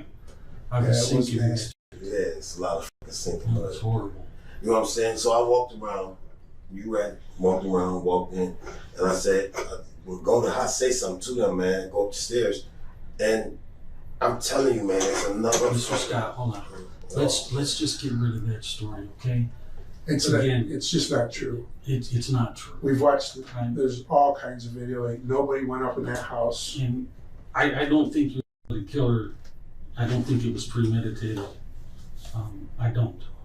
And that's going to be the huge factor here. No, sir, it wasn't premeditated, man. Tell us what happened, Mr. Scott. The real, man. Yeah. The real. I mean, we're all men here. And listen, I went up there to talk to Carl. Carl's sitting there with the little pistol. Like I'm finna fucking attack him or something. I asked Carl for my bread. I said, we get to arguing. I said, man, listen here, man, I don't play you like that. I bring you food and all that shit when you're somewhere. You know what I'm saying? When you broke and you fucked up, man, I'll make a way to bring you shit. Then Heather bring her smart mouth out there and I tell her, Heather, stop that up. Carl would get up with my pistol in his hand, we tussle and it goes off, man. I don't know. So what about? I didn't have a gun. Carl had the fucking gun. That's the honest God's truth. Carl had the fucking gun. I went to slap Heather and me and Carl got the tussle and it went off. And she lied and told you guys when it came in there shooting at her, I didn't come in there shooting at her. Carl had the fucking gun. See what I'm saying? We got the tussle and Carl shot. And the gun went off, man. I didn't go in there to hurt no fucking body. She tell you that. She told you we was in there arguing. And she told me to get out. She did. You know what I'm saying? I went, and Carl got up, we got to tussle me, he shot. And shit went on. I ain't kill nobody, man. I ain't gonna let no tension stuff shoot nobody, man. How'd she get shot? I ran out the house with a fucking gun, man. Huh? What'd you do with the gun? The gun threw the bitch. Where at? In the fucking lake, man. So, the gun went off, man. I think she probably got shot when we was tussling with the gun. I don't know, man. I don't know this shit happened so fucking fast up in there, man. I go to ask them for money, man. They get to tussling with me, and next thing you know, I'm fucked up. I'm fucked up for life. I'm going to prison for life. No, I don't think so. Man, come on, detective. Man, prosecutor, gonna grind me up, man. I'm going to prison for life, man. We're gonna listen. I'm giving you my word. I'm giving you my word as a man. And really, I mean, that's all we have. Come on, man. Listen, and we're gonna re-interview Heather, and we're gonna press her. Man, Heather gonna be lying, man. That's a lying bitch, man. I'm up there talking to my money. How many times did the gun go off? I think 2 times. 2 times? Because first time with Carl was like this. Where were you at? We in the We're in the front room. Okay. We're in the front room. We like this. What happened? Heather, I don't know, man, this shit happened so fucking fast, but all I know is I'm trying to get this man from pointing this fucking gun at me. What happened after the gun went off? I grabbed the bitch and ran out the house. Any idea how the second round went off? In the bedroom? I don't know, man. That shit happened so quick, man. All I know is she opened up the door. What the f are y'all guys? Or something like that, and pow, pow. I see Carl do like this, and I'm like, what the f? And then I see her like, you shot me. I'm like, I didn't shoot, man. It's crazy. She got shot in the bedroom. She got shot in the bedroom. She was in the bedroom when she got shot. We know that for a fact. But me and Carl tussling in the front room. Well, that's what we're trying to figure out. So, like, here's the front room, right? Yeah, I know that front room. The kitchen, and then you have the bedroom here, right? Right, is that pretty accurate? Me and Carl tussling by the TV. Right, the TV was like right here. Me and Carl by the tussling. door. So she had to be. So, but like, then here's the thing. This one piece of evidence is over here. One piece of evidence is over here. We're trying to figure out how she got shot in the bedroom. I'm talking, we was tussling by the TV because when she said what she said, I said, Carl come towards me because we by the bedroom door. Like right here. Okay. So she got shot in the bedroom, the door open, she gets shot because we right there by the TV. Okay. That makes But sense. the thing is, man, By the door. I'm going down for life for this shit, man. Man, take me to Well, I can promise you one thing, Mr. Scott, that you know, I don't know what your criminal history is. I'm being honest with you. I haven't looked at it. Prison from doing 13 years, in 2013. For what? For ag burglary or something like that, man. That's when I was 13 years for ag burg. Yeah, man. It was in Warren, Ohio. It was so much, and it was an elderly person involved. So, you know how they bring They had all them specs on it. The thing is, man, I'm so relieved that this shit is over with, man. Cause I could see it in your face right now. It's, Do you want some more coffee? Man, it's been so traumatic to me, man. Despite killing a man and shooting a woman and her dog, Osby sees himself as the victim of a traumatic experience. I can't even imagine. It's been so traumatic, man, because I didn't mean for none of this shit to happen, man. I didn't mean for none of this shit to happen, man. You can see my family all this shit crazy.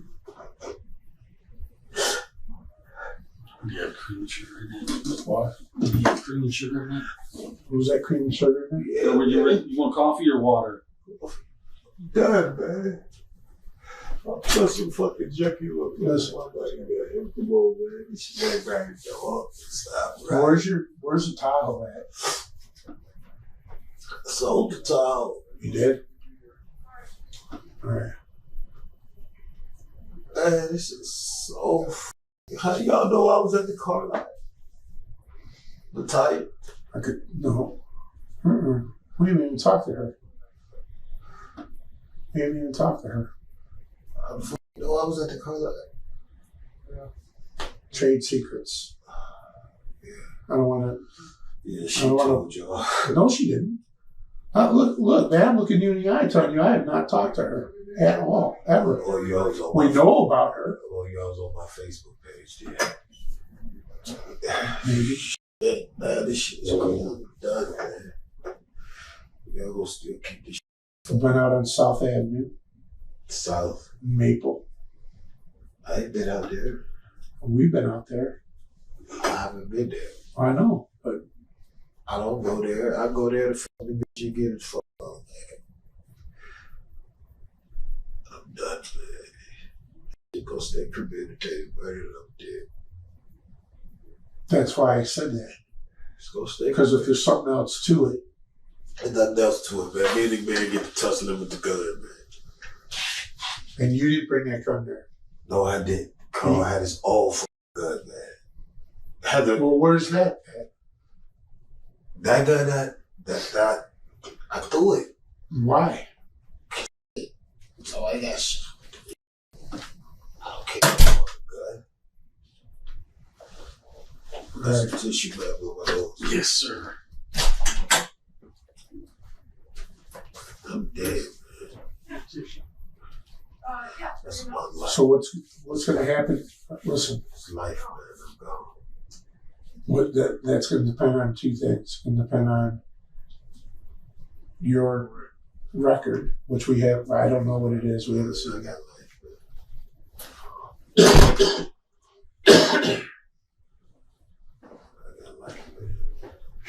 Listen.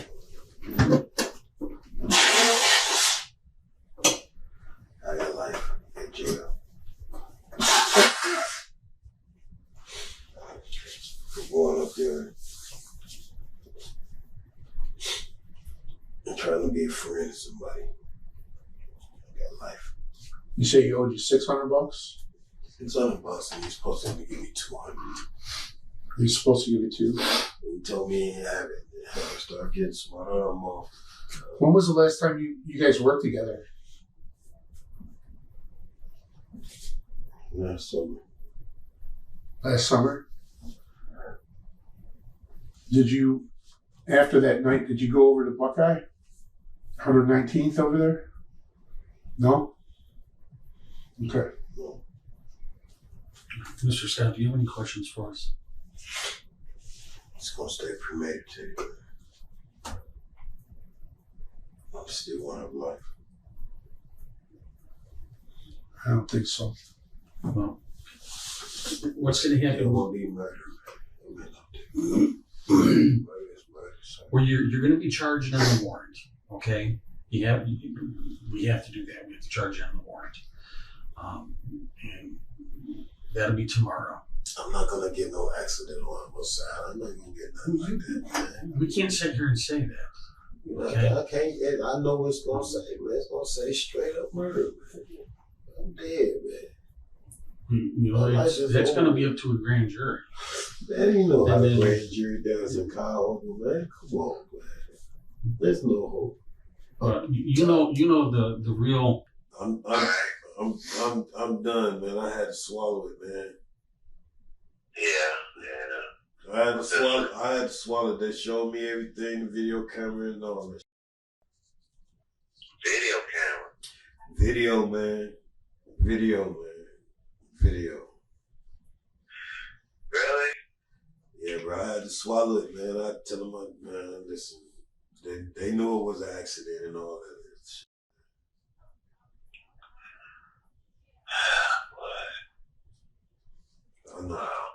I know, bro. I shouldn't even went over there and mess with the dude, man. You know what I'm saying? Period. I should have left this shit alone. Yeah. I'm glad. Well, man, I love you, man. I guess I'll see you in the next lifetime. Love you too, man. Just hit me when you get up. See you in the next lifetime. On June 28, 2021, Osby Scott was sentenced in Cuyahoga County Common Pleas Court to life in prison with the possibility of parole after 31 years. This sentence followed his conviction by a jury on one count of aggravated murder with firearm specifications, one count of attempted aggravated murder with firearm specifications, and one count of having weapons while under disability. Osby Scott's criminal past, marked by drug possession, trafficking, and theft, culminated in a life sentence after he killed Dillard Kennedy over just $200, an act that underscores the depths of human depravity. The only way this could be an accident is you fulfilling some type of fantasy by videoing it and it going too far. Because it's on video. So you either intended to kill her or you intended to videotape this for yourself and it went too far. On the chilly evening of September 30th, 2019, police made a horrifying discovery when a homeless woman named Valerie Kassler dialed 911 with a disturbing piece of evidence in her possession. An SD card which contained graphic footage that exceeds all limits of humanity. The person you saw sitting in the interrogation room was 48-year-old Brian Stephen Smith, and what he is about to reveal to the police next would forever alter the course of his life. Your fingers, or did you fist her? Well, that much. Okay. Yeah. And that was when she was deceased? Yeah. If you think that this was one of the most gruesome revelations you've come across, then wait till you see the rest of the footage. I viewed everything on the SD card, and I did see your truck on there. Is there anything else on that SD card that we need to talk about? No. You could show me the card and see. You can show me what's on there if you want to. Okay. But I am going to ask you to get pretty specific about what you and her did in the room together. If you could just kind of describe how it started and what you guys did throughout the night. Well, I don't remember, but if you really want graphic, we probably played with each other, and should probably have it, and then there's a good chance we probably tried, if you can put it that way. Mm-hmm. And how many nights did you say you rented that room for?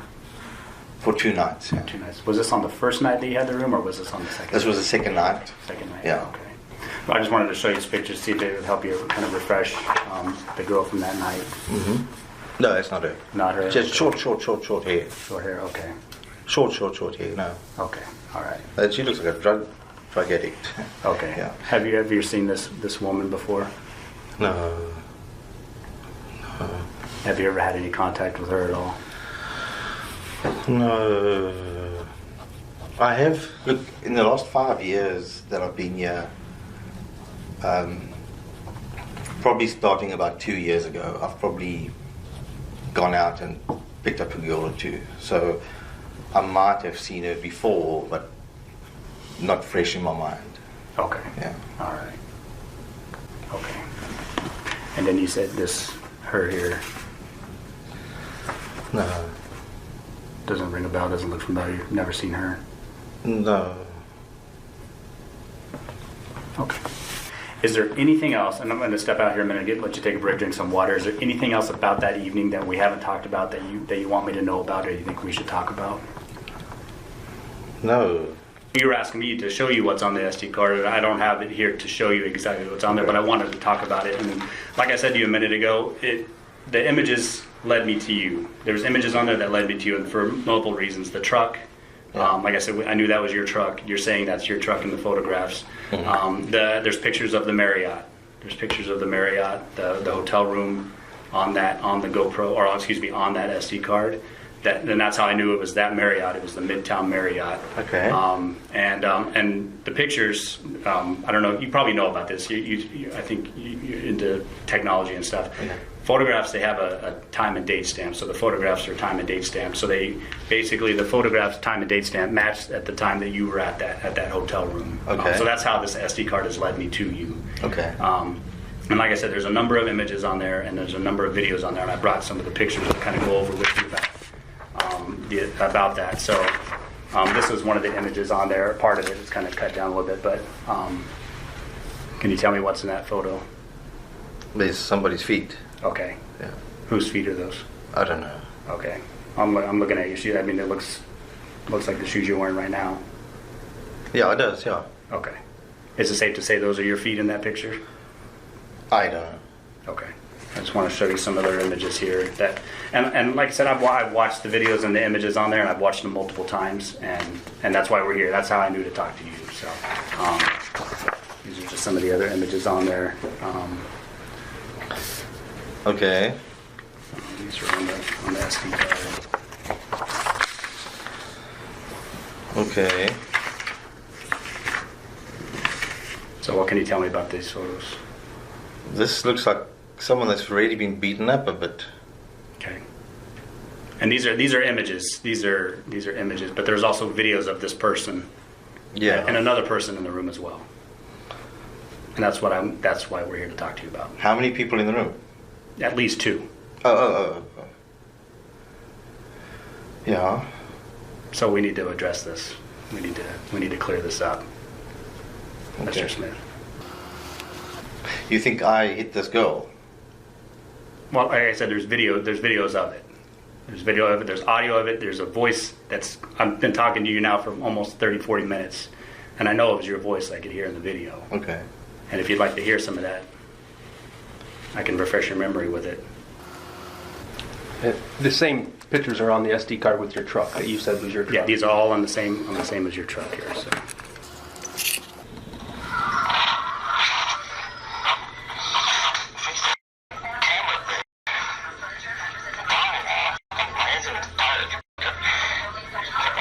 It sounds like me.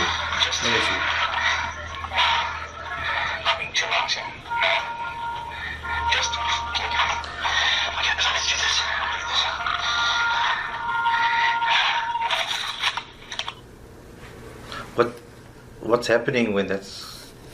What's happening is on this video, on these images, the person that's recording it is holding the recorder and is standing basically above this girl and strangling her.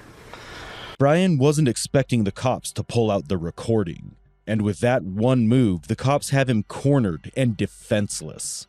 Watch how he struggles to give an explanation and stammers through it. I don't want to act stupid, but I don't remember anything. I don't remember anything. Okay.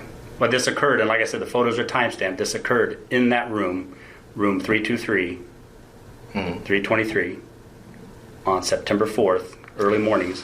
Yeah. At the time that you were at the hotel. The 4th. I'm not denying. I'm not saying you're lying, but I don't remember anything like this. Has anything like that ever happened to you in the past then? Have you ever, when you drank or anything like that, has anything ever happened in the past where you drank and you forgot what you did? Long time ago, I was told it was sugar blackouts. So it wasn't alcohol. And you talking and like I said, there's about 12 of these videos, and I've watched every single one of them multiple times, unfortunately. And you talking, you know what you're doing in those videos. I mean, you're describing what's going on in those videos. And so, Mr. Smith, I don't believe that you don't remember this happening. Do you recall that? Who would record stuff like this? I do not remember anything like this. Honestly.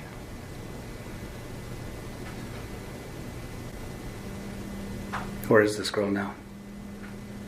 I don't know. He tries to distance himself from the crime, questioning his own actions as if in disbelief. The cops catch on quickly, and when they ask about the girl in the video, he feigns ignorance. But in reality, he knows exactly where she is, and later in the footage, you're going to find out what really happened to her. This is the SD card file, and look at the 4th one down. What the name of that file is. Homicide, Marriott Hotel, Midtown, Anchorage. And this was modified on September 24th, 20 days later. I did not do that. Why would I make a file like that?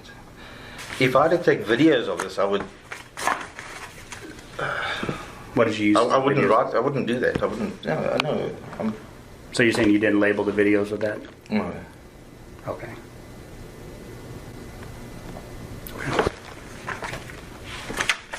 What kind of phone do you have? So your phone basically is basically tracked anytime you drive around through a tower, and there's towers all over Anchorage. Okay, well, it was your phone, the 205 number. Yeah. It was your vehicle, your truck. There's cameras out on the highway at the way station, so there's no doubt about it that inbound you were and out outbound. there. Yeah. No doubt about it that you were out there. Okay, I don't remember anything else. Really, I'm sorry. As it turns out, Brian wasn't exactly a criminal mastermind. The fact that he labeled the file Homicide at Midtown Marriott gives us a glimpse into his recklessness and naivety. We will now play a part of the audio footage to show how heinous his crimes were, no matter how hard he tries to dissociate from it. The information you're about to hear is highly disturbing and can affect those who are sensitive or easily affected by information of such nature. Viewer discretion is advised. No. No. We're going on for, no, this is like half an hour at least now. We're going on half an hour now.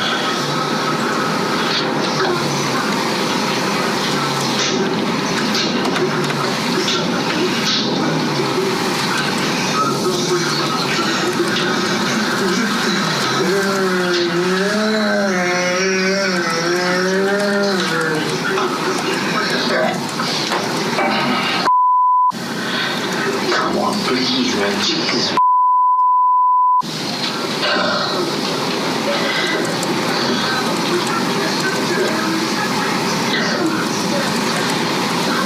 Yeah, that's it. That's it. Just do it. Just take it. Swallow it. Just do a shot while we're here. Do like an angle, like an action shot.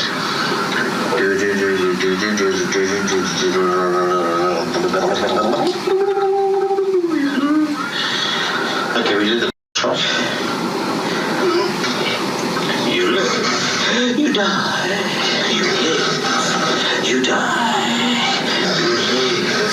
You die. Sadly, in my movies, everyone dies. I get the Oscar. Only me. Okay, so please just finish on time. Listen, you need to finish this movie because I just can't go on anymore. Gasp once for yes, gasp twice for no. Oh geez, that was maybe it was 2 gasps. But you're resisting me. Okay. So here's the throat, here's the hair, here's the string I've got. I've got a string there. Okay, I'm gonna pull the string quickly, okay?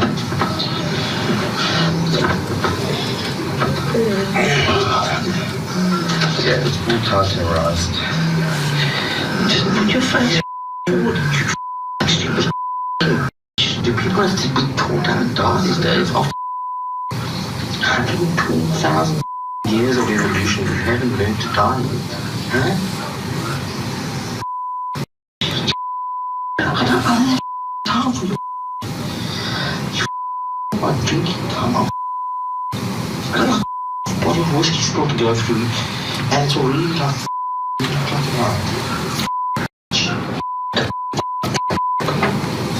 come on, just take on for the team. Huh? Take it for the team. Take it for the team. I know this is like weird, but swallow it. Swallow it. You to carry your out of my car and go dump you somewhere, huh?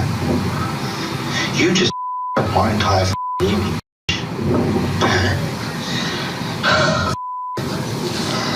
Just finish, please. I'm tired. I need to go on straight and narrow.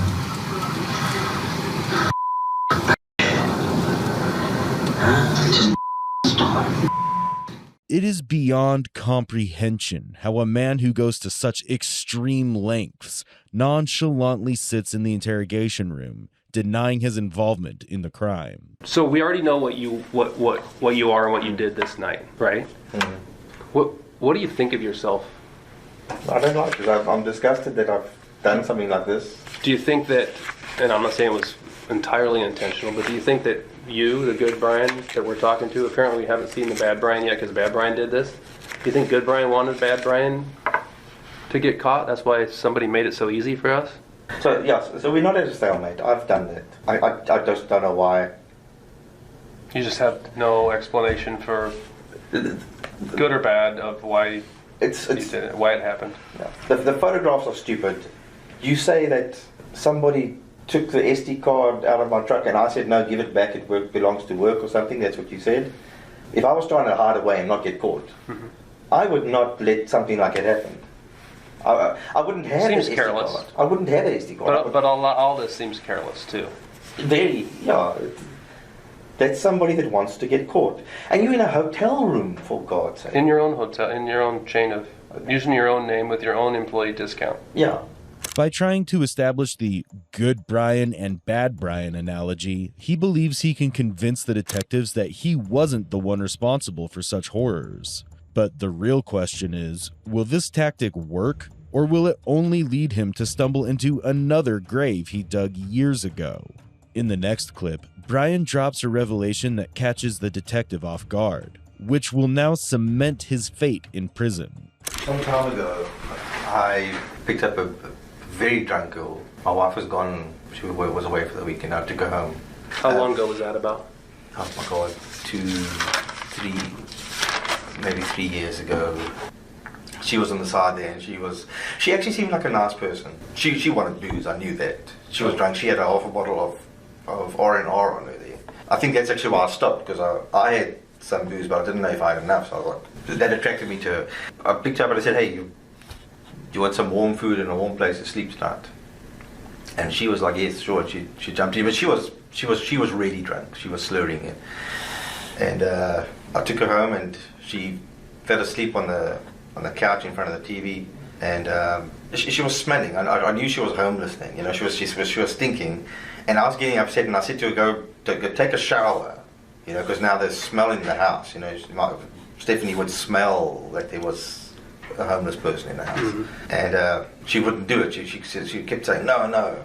And I was worried that she's going to vomit now, because then I realized that she really had been drinking a lot.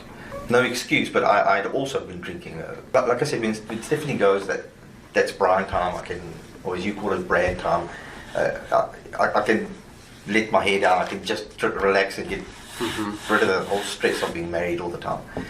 I clearly remember this. And again, I'm not lying to you. I don't remember, I can't visualize this girl.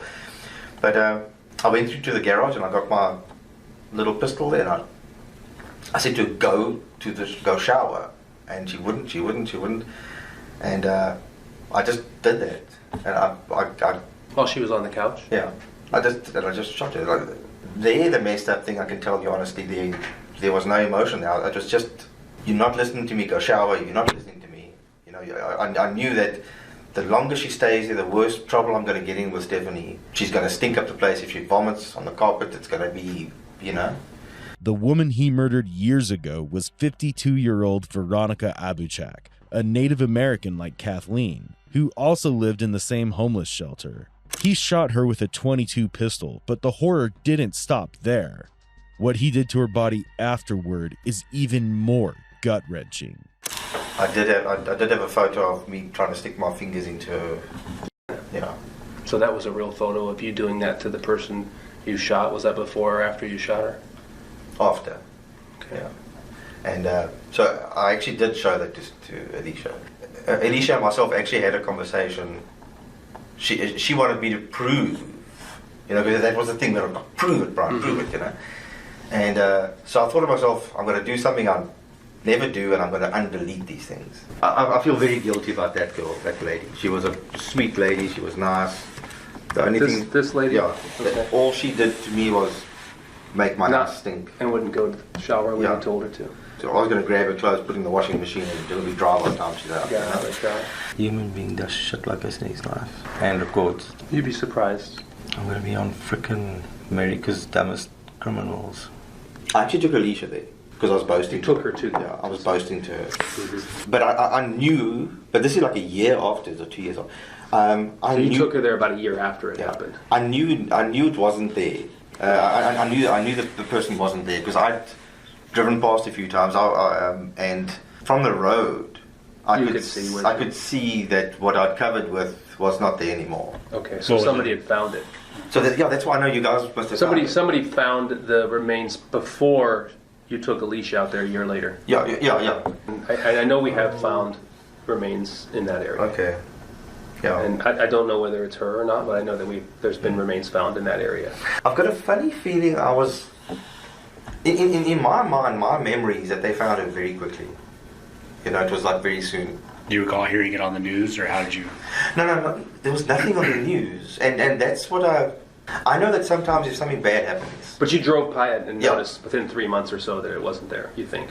Yeah, yeah, I'm sure it was within a few days I found it. I'm just curious too. Then, when you had her picked, when you had her in your house there, did you have did you have a gun handy? Did you have to go get the gun to come back and shoot her, or did you? It was in the garage.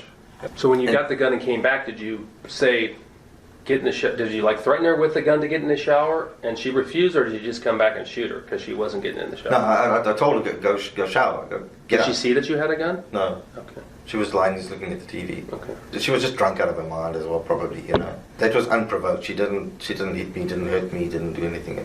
She just pissed me off. But this other one, I don't know. I don't know why. You mean you remember and don't know why, or you still don't remember? I don't know why. I hurt this new girl.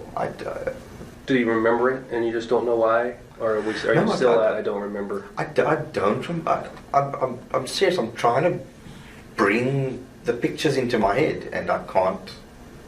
It was indeed a cold-blooded murder, as Brian describes it. His claims of not remembering a single thing are nothing short of blatant lies. He even joked and bragged about it to Alicia, revealing his pride in the crime. While he tells the police he can't remember exactly where he dumped the body, it remains questionable whether he's telling the truth. This girl a couple years ago, after you shot her, you said you put a towel against her head. She didn't have an exit wound, but she had some blood coming out of the side of her head. How did you get her out of the house? How did you get her out there? I was picked up and Did you wrap her in a towel or anything? Yeah, I put a towel around her head. Nothing else? No tarp, no blankets, no nothing like that? What did you leave out there with her? Did you leave the towel out there with her? I probably did. No, I didn't. I didn't leave the towel. I put her in a black bag, a black plastic bag. Like a garbage bag? Yeah. And then you said you could see it, like what could you see? Yeah, so when I left, as I drove out again, because I basically backed up in there and just, when I left and I looked back, I could see from the road, I could see the black bag. Oh, okay. So that's why. It looks like a trash bag. Yeah. I don't think I left the towel there because the towel could have been linked to me. Yeah. And these were just normal black bags that you can get anywhere. So. And you left her clothes on. She had all her clothes and everything on. No. Yeah. Okay. What did you do with her clothes? As I was driving, whenever there was a clear spot, I would throw them out to distribute them so that they weren't found in one thing. Because if you find a full layer of clothing in one spot, it's going to be suspicious. On the way out or on the way back? On the way out. I was, a shoe out here and a shoe out there. What vehicle did you have? The same truck? Yeah. So. Did it have a canopy on it or a topper on it at the time? No. So she was just in the open bed of the truck in a garbage bag? Yeah. And that was also like 3 o'clock in the morning or something like that. When you took her out? Yeah, it was early. So I know if you're driving that road at like 12 o'clock, 1 o'clock, the police are out because they know it's all the drunk cars driving around. So I was also scared, get rid of this person quickly as possible. Otherwise, I was scared I wouldn't know what to do with it. So that's why I drove out that late. I was falling asleep while I was driving. That's how tired I was. Did you tell anybody else? I mean, I know you told Alicia, but she thought it was fake. Yeah. Did you tell anybody else about that? No, because it's dangerous. Yeah. So do you have, and I know you had it, and you said you recovered your deleted stuff. Do you have some type of bad picture file, some type of vault, some type of something with these photographs in it? I did, because I wanted to prove to Alicia that I actually did. How long was this woman at your house before you killed her? You picked her up at Karis Gamble? Oh, it was probably about an hour. No sex? No. We talked a bit, but then she was out of it as well. So, yeah, we couldn't have done anything. So, yeah, so that's why I just put my fingers inside there.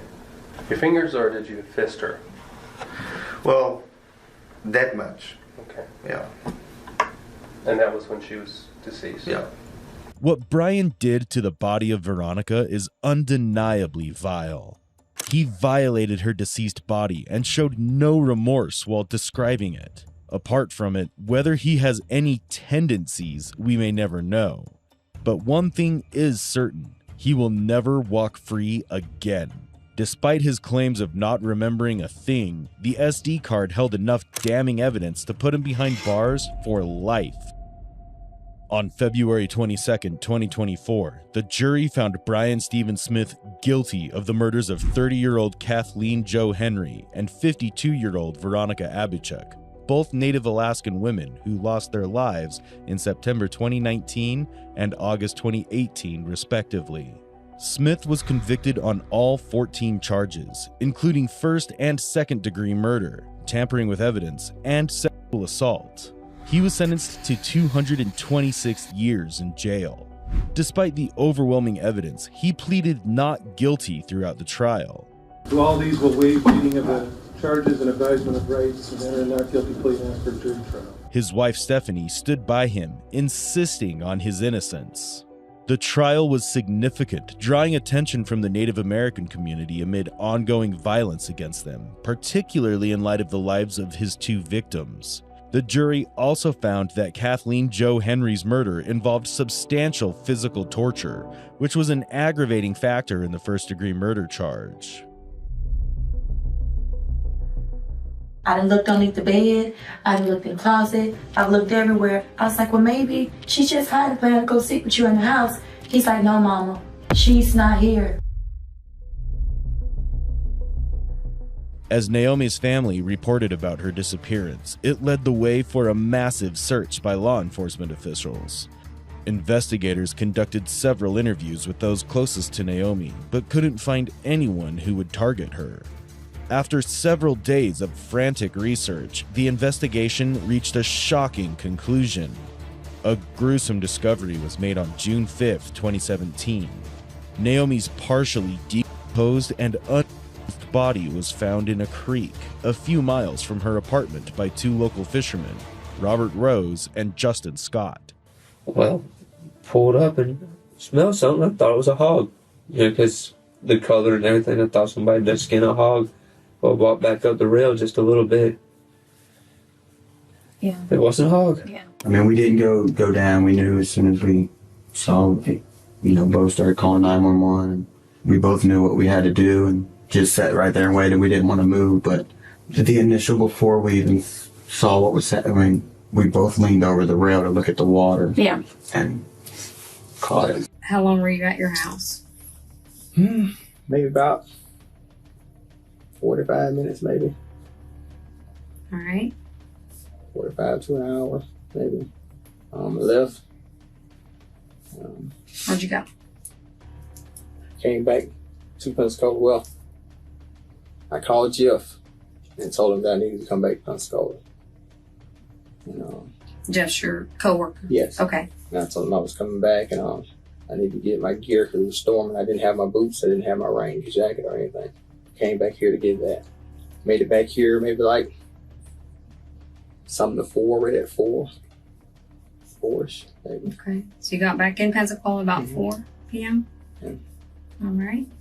Grabbed your raincoat, boots, and then gear. Immediately back to Brady? Yes, when I grabbed everything, I came out the door. When I came out the door, I came downstairs. That's when the little girl's mom and another older lady stopped me and asked me if I had seen the little girl. And I told them, no, I just came down to the apartment. And that's when she told me her daughter was missing. And I talked with them for a few minutes, and I told her I'm not being rude, but I got to go to work. And I left. And what time did you say you got back to the apartment? About 2:35, 2:40, somewhere there. Robert calmly recounts every detail about his whereabouts on the day Naomi vanished, showing no sign of involvement in her disappearance. However, the shocking revelation he's about to unveil will turn everything upside down, leaving the detectives in a state of utter disbelief. When I was in right after I got out of high school, me and a girl was messing around. She got pregnant, and her grandmother is like a minister or whatever, so it was more of I made her than it being consensual to the point of, because we had been doing this the whole summer. Well, I copped out because I didn't have no money to try to afford a lawyer, so I had to cop out, and I did 15 years. How old were you? Like 18 years old. And how old was she? Like 17. Okay. What year was that? 1998. What was the charge? First degree. First degree. Yes. And that was in Alabama. Yes. She was 18 years old? Yes. How long had y'all had a relationship? We started messing around this summer, so I mean, we knew each other, for years. So. Was there another charge that you had in your history? Yeah, it was say the same thing. It was just another girl put in. They was like basically like I did this same thing to this other girl. You got her pregnant, or you just? No, I didn't get her pregnant. It was just we was messing around, and she said I made her. And it's the same time that this other girl said the same thing. And basically, they said I did the same thing to both of them in the same night at the same time. So you were 18. How old was this girl? Same age. So both. In my paperwork, I don't know if this changed, but in my paperwork, they had like 2 different ages. Then it said it was a white female. It's not a white female. It's 2 black females, and they were the same age. I don't know if they ever changed it because they got my tattoos. Because I thought one of them was a younger female. Yeah, they got a lot of my stuff messed up. They got tattoos and everything messed up. So that, I don't know if they changed it or fixed it, but we were all like 18 years old, and it was 2 black females. Okay. Well, they had to be under 18, right? Years old. Despite confessing to his past as a sex offender and spending years behind bars, Robert seemed unbothered. But instead of clearing his name, this admission only grew suspicion among the detectives that he was somehow tied to the case. Although his girlfriend Lauren claimed to be familiar with his past, it is unclear if she's genuinely aware of the man he truly was, or has he masterfully managed to keep her in the dark. What do you know about his past? I know that he got convicted back in the late 90s, right after high school. Do you know the details of it at all? Or what he's told you? Some details on that. That there was a girl who accused him of her and not being able to afford any kind of lawyer or anything like that. And just, he give you a privilege to come down. He was telling me about witnesses that wouldn't take his witnesses on his side, and they just listened to her, whoever that her people had for her. Lauren seems completely unaware of Robert's true side, but her world is about to shatter as the truth emerges. Despite revealing such disturbing secrets, Robert managed to maintain a calm and composed demeanor that eventually surprised the detectives. However, there were even more devastating revelations waiting to be disclosed that no one could have predicted. Have you ever seen her around the complex, or? See her all the time when we were in and out. Like I said, when we would come in, it would be either playing between the complexes or on her mom's back balcony, because going up the steps, you can see their balcony, or their back porch rather, from the balcony. They would always speak whenever we would come in and out. Other than that, that was about it. She dances a lot back there, doesn't she? I guess. On the balcony. Well, they be back there playing most of the time when I see them as far as dancing. I don't know. Yeah. I heard she does a lot of dancing. Mom says she dances on the back porch lawn. That's what we see back there. Was she friendly? I mean, she always spoke. Like I said, other than that, that's pretty much all I know about her. Like I said, she would always speak. If she seen us, she would speak. Regardless if we seen her or not, she would let us know that she was there. She would speak. I gotcha. Come over to y'all's apartment or anything? She's never been to our apartment. So I've never been to Lauren's. If she has, she's been there when I wasn't there. And if I'm not mistaken, I think Lauren told me one day that they missed the bus and they came and used her phone to call their mom to let her know they missed the bus. Other than that, that's all I know about them being there. Okay. So she's never been in Lauren's apartment other than just not when I at was the door? There. Not when I was there. Okay. What about, have they ever been in your cars? No. Either one of your cars? No. Did you see that girl that Wednesday at all? No, sir. When was the last time you saw her? I have no idea. I have no idea. Maybe it may have been that weekend, maybe between Friday and Sunday. Somewhere up in there, because I was off. I know it may have been like that Friday or Saturday. So you were staying there the whole weekend? Yeah, you just come down the weekend, yes. Okay. I'm allowed, with my regulations of what I can and can't do, I'm allowed to stay anywhere 3 days, no more than 3 days. So I'll stay like 2-3 days at a time. I go home for a day. I can come back for 3 more days. So that's how I usually do. Were you in that area or over that way on last Wednesday, the 31st? No, sir. Or June 1st? No. Okay. Detectives relentlessly pushed Robert, certain in the fact that he was hiding a dark and crucial secret. Every statement he made only deepened their frustration and disappointment, leaving them with even more questions than before. To go up to Bruton? Which time? I went twice. I went to see a friend. Earlier in the I went to day. see a friend. I left around close to about 12:15, 12:30. Okay. Where was it before you dropped Lauren off or after you? It was after I dropped Lauren off. When I dropped Lauren off, that's where. That's where you went Yeah, I before went to see. Bruton? Yeah, I was going to see her. Okay. Now she lives in Bruton. That's why I was going to Bruton to see. Okay. So you got into Bruton. I have down 1:30 to 1:40, Mm-hmm. and then you went to. I was going to see her, but when. What's her name again? Yolanda Mitchell. YOLUNDRA. What kind of girls are you into? I mean, what do you like? Like grown women. I mean, women that's my age. I mean, I really have no preference of what size or, how fat or how skinny, how tall or thin, but they're gonna be legal. I don't fool with no kids. I don't mess with no teenagers, anything like that. I mean, you like girls, like. I mean, I haven't been with anyone younger than Lauren.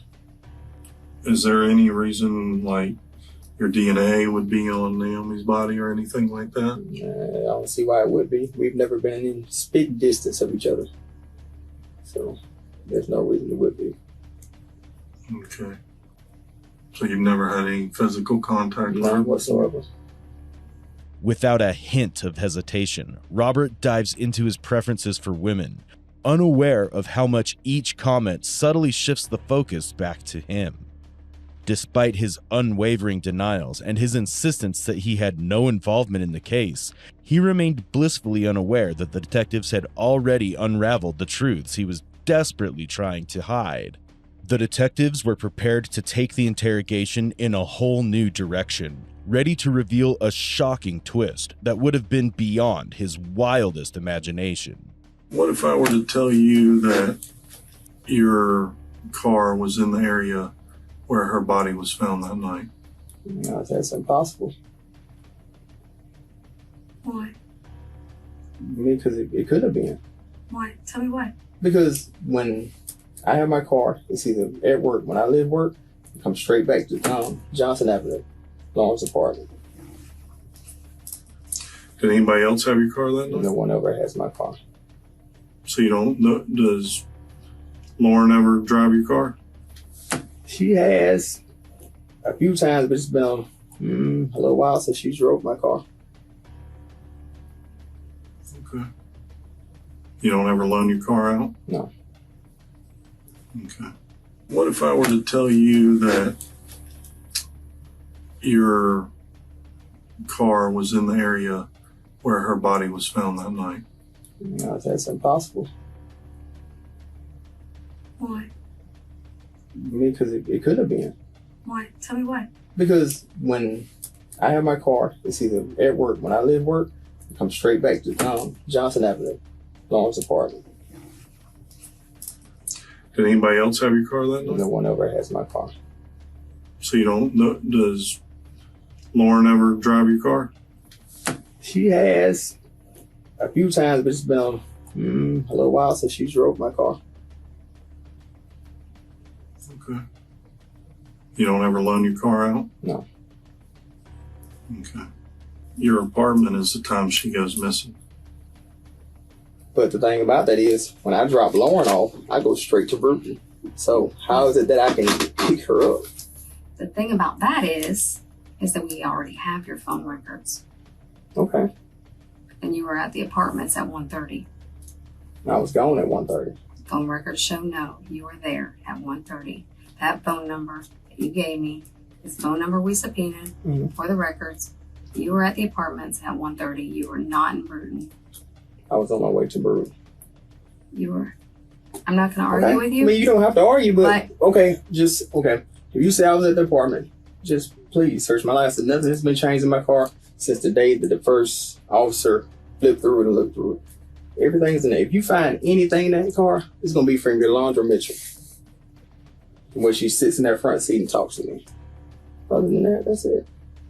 You either have a fetish or were attracted to Naomi and you got her to get in your car and things might have gotten, let's say, a little carried away, or either you're just a stone cold rapist or killer, man. Well, I mean, it's one or the other. neither, because I never got her to get in my car. She's never been in my car. That's why I've never cleaned my house. I've never cleaned my car because of that. So I feel like if I clean that car and y'all find it clean, oh, well, he cleaned it before we can get to it. That's why I didn't do that. Why would you even think? Because the day that when they looked through the day that they questioned us, I had to get a brake job done. I told. What day were you questioned? Friday. Okay. And I told the guy, I said, well, I had an appointment to get a brake job done at 10. I said, I'm not leaving because y'all questioned me. I said, I need to go get this brake job done. He's like, that's fine. But the guy that was with him as his partner, I don't even remember the name. I think it's like Officer Paul or something. Mm-hmm. But the other guy that was with him came, looked through my trunk. He opened my back seat, looked in, front seat looked in. And from that day there, I said, don't clean this car out. Because I feel like, it's eventually going to come. So I'm already, no. How long have you been over at the apartment with Lauren? Lauren moved over there maybe like, it's about, I know it's the lease is coming up about maybe like 2 years. I don't say she's been over like 2 years. And you've been staying off and on over there for those 2 years? How long has Naomi been there? How long have you been seeing her there? They were there before before Lauren moved there. Right? Oh, so they've been there the whole time you've been there? Yeah. I got you. So if we say we have your car on video over there where we found the body, what do you say to that? Yeah, like I told you a little while ago, impossible. So which is it? Did you pick her up and have... I did not pick her up. I did not have anything to do with that child whatsoever. Did she come get in your car that day? She didn't get in anything that I own. Like I said, we've never been in spitting distance of each other at all. I'm pretty sure you find some fingerprint, hair, something, but she didn't. Maybe not. I'm pretty sure you would if you got in that car. I'm pretty sure you would, but she didn't. She's never been in that car. Never. We have your car on video. Yeah, you say you do, but I'm telling you, you don't. We have your car on video. We have your phone records that show your exact route from where you were at, from the apartments to Bruton, back down to where she was found, back to Johnson. And they show exactly which route you went. You can't deny it. It's your phone number. It's your phone number and your phone records. You could keep denying it, or you can tell me what really happened and give your story of what happened. She's a cute girl. She looks a little older. Maybe you guys had something and... how can we have something? I've never been around the child. How do you explain, though? How do you explain that your phone is showing that you're going in those directions? How do you explain that? If you say you got my car on video and you say this is showing all of this, let me see it. Because there's no way that, none of that. You don't see it? There's no way. All right, I'll show you.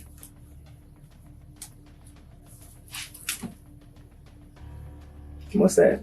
A Nissan Altima. Okay, and what is that supposed to mean? That's your car. How's it? Okay, so how are you just going to tell me that's my car out of... It's your car. Because your phone puts you in that exact spot that that car is at the exact time that that car is on that video. So you are a cold-blooded murderer.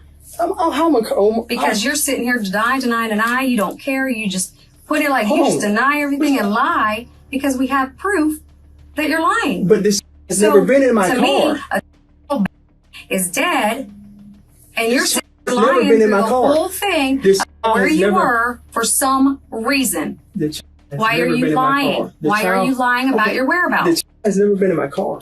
Why are you lying about your The whereabouts? child has never been in my car. Okay, so where has she been? I don't know where did she's you been. put her? I did not put her anywhere. Well, then, if she is in I've her never car, had you her. must have stashed her I've somewhere. I've never had her. She's never been with me. She has.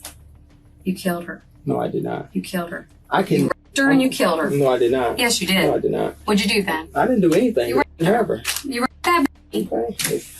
I can't argue with what you think or how you feel about it. I can just. She just turned. She's 11 years old. I did not touch that child. I did not You have raped that child. All right. Though Robert was visibly shaken by the detective's shocking revelation, he managed to keep himself composed. However, with every probing question, his denials intensified, solidifying his refusal to acknowledge the truth. Your car is on video, and why your phone records put you in the area where the body was dumped. I have no idea. I mean, you got to explain that. How do I have to explain it? I do not know. I'm sitting here telling you seriously. That's not a very good answer. I don't know where I was, and I don't know why my phone's. I told you where I was. And we know it's not because we have proof it's not. So you're gonna have to come off the truth, or you're just gonna look like a liar and a cold-blooded murderer. Because you're denying the facts. I've never been with this. I never had this. I never touched this. This has never been in my car. Your timeline doesn't match up with your phone records. You have the same car that's on the video at the dump site. Your phone put you there at that time. See where I'm going with this? Okay. Things don't look good for you. This is your time to tell your story of what went wrong. Just told you. I didn't have nothing to do with this. The detectives were well aware that Robert was a difficult case, yet they remained relentless in their pursuit of the truth. They tried every strategy to uncover the reality, but his chilling emotional detachment only led to a deep sense of disappointment. Was she scared? I don't know what she was. I didn't have her. Did she cry? I didn't have her. Did she try to fight? I heard she was a fighter. I never had her, so I don't know. You asking me things that Did she have a chance to fight? I don't know. I have no idea. You asking me things that I don't know nothing about. She wasn't with me. I didn't have her, so I don't know what she could have did, fought, cry, Did she cry whatever. for her mama? I have no idea. Did she beg you to stop? I don't know what you're talking about because she was not with me. What would you do for sexual pleasure in the prison? Jack off in the shower. Do you watch a lot of porn or anything? I don't even have access to that. What you talking about now? No. Like watching porn? I just had no desire to really watch it. I had a video, but I never really watched it a lot. Got it from a friend.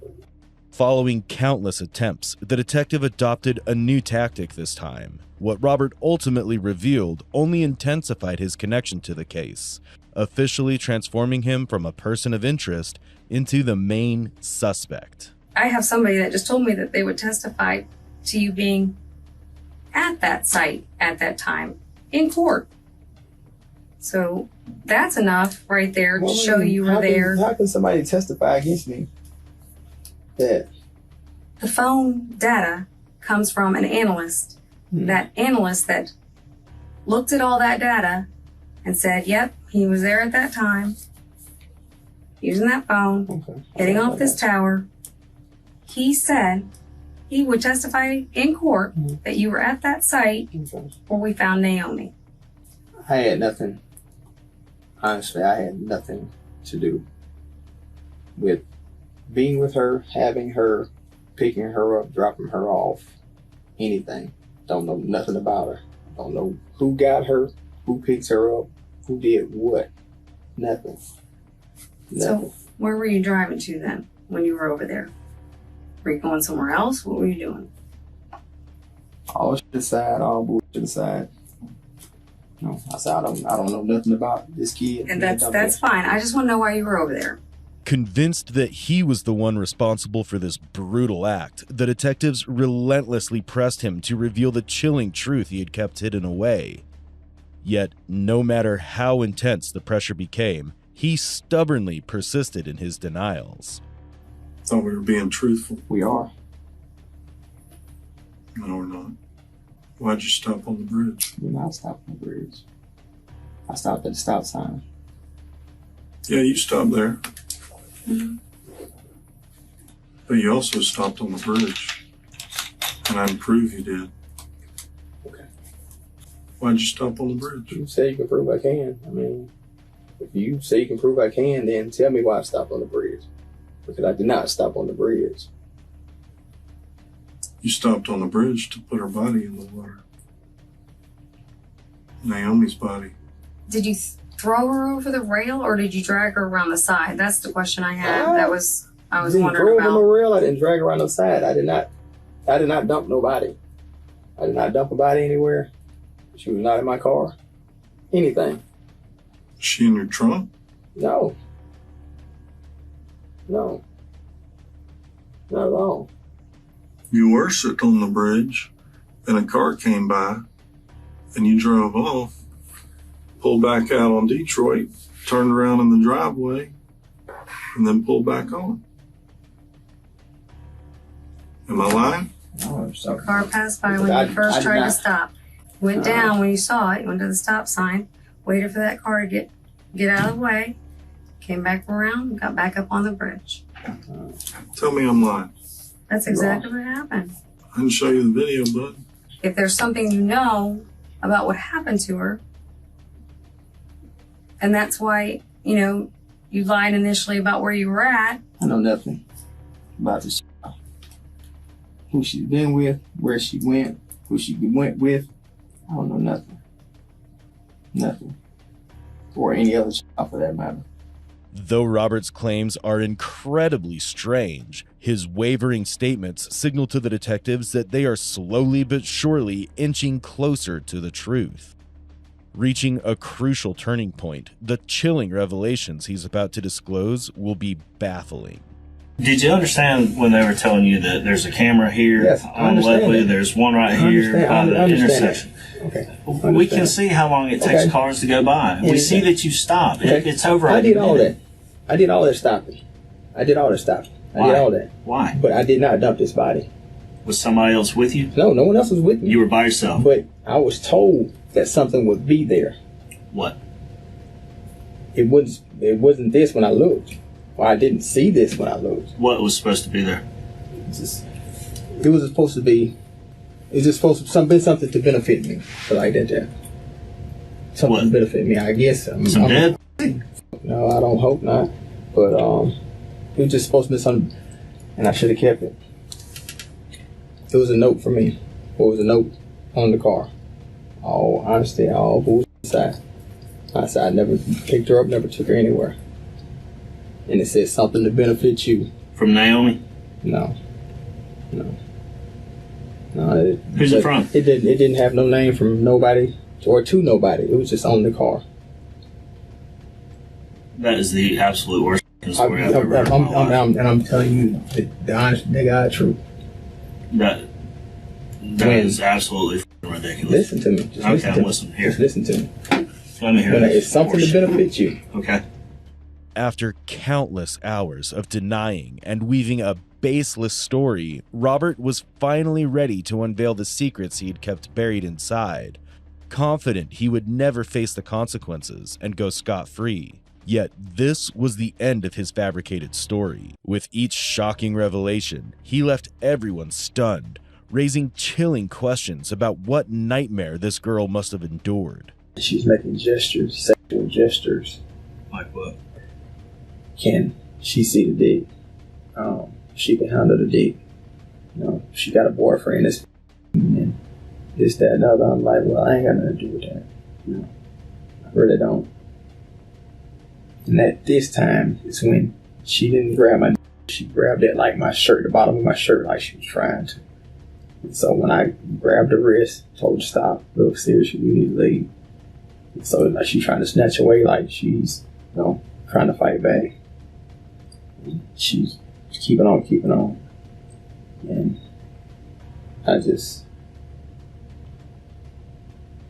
I really didn't mean for things to go where they did. I didn't try to hurt the child, but before I realized I choked her out.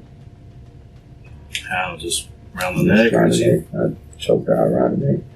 And like I said, I didn't really mean for it to happen. I didn't mean to do it. You know, I heard when she was found. That's why I said I would really like for them to take a DNA test, because they said when she was found, she didn't have on no bottom.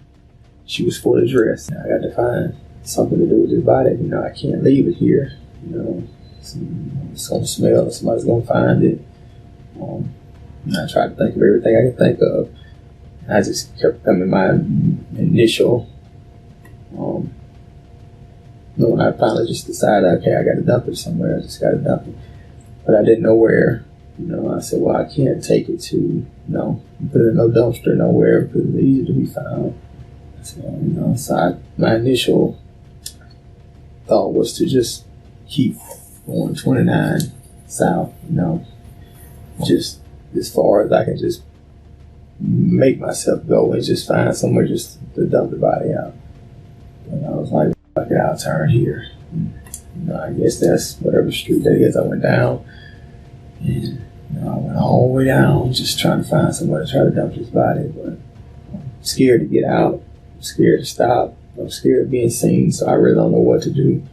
I ride all the way back around, you know, to the curb where it gets to the interstate, turn around and come back up and I take the right where the bridge is, and I see it. I'm thinking, well, maybe here's a good place, but then again, I don't know. You know, I don't know how this bridge flows, where it flows to. And I know this company is right next door, so I'm like, well, maybe it might be found.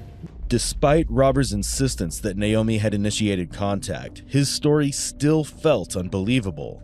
However, the detectives sensed there was much more to the story.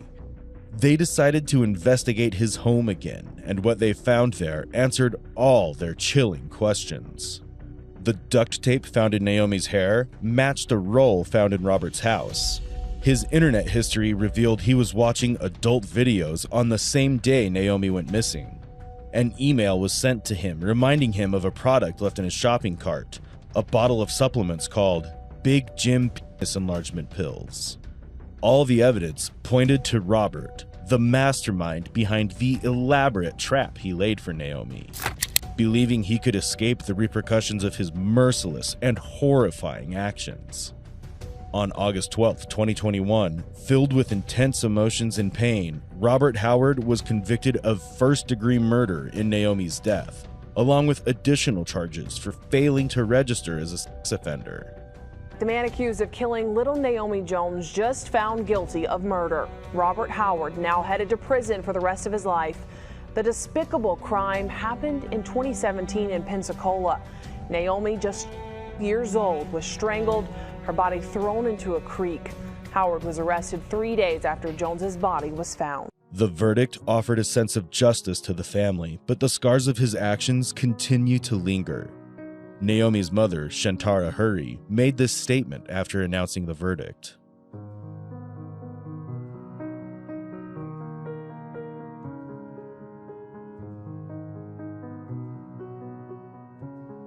As we conclude this tragic case, deeper questions emerge. What warning signs were overlooked, and could this horrific crime have been prevented? Despite Robert's status as a registered offender, he managed to live undetected within a community that remained unaware of his true identity. Had there been more effective protection in place, Naomi's life could have been saved. What are your thoughts on this case? We would love to know them. Let us know in the comments section below. Also, don't forget to like, share, and subscribe to our channel for such fascinating videos. Until next time, stay aware and stay safe.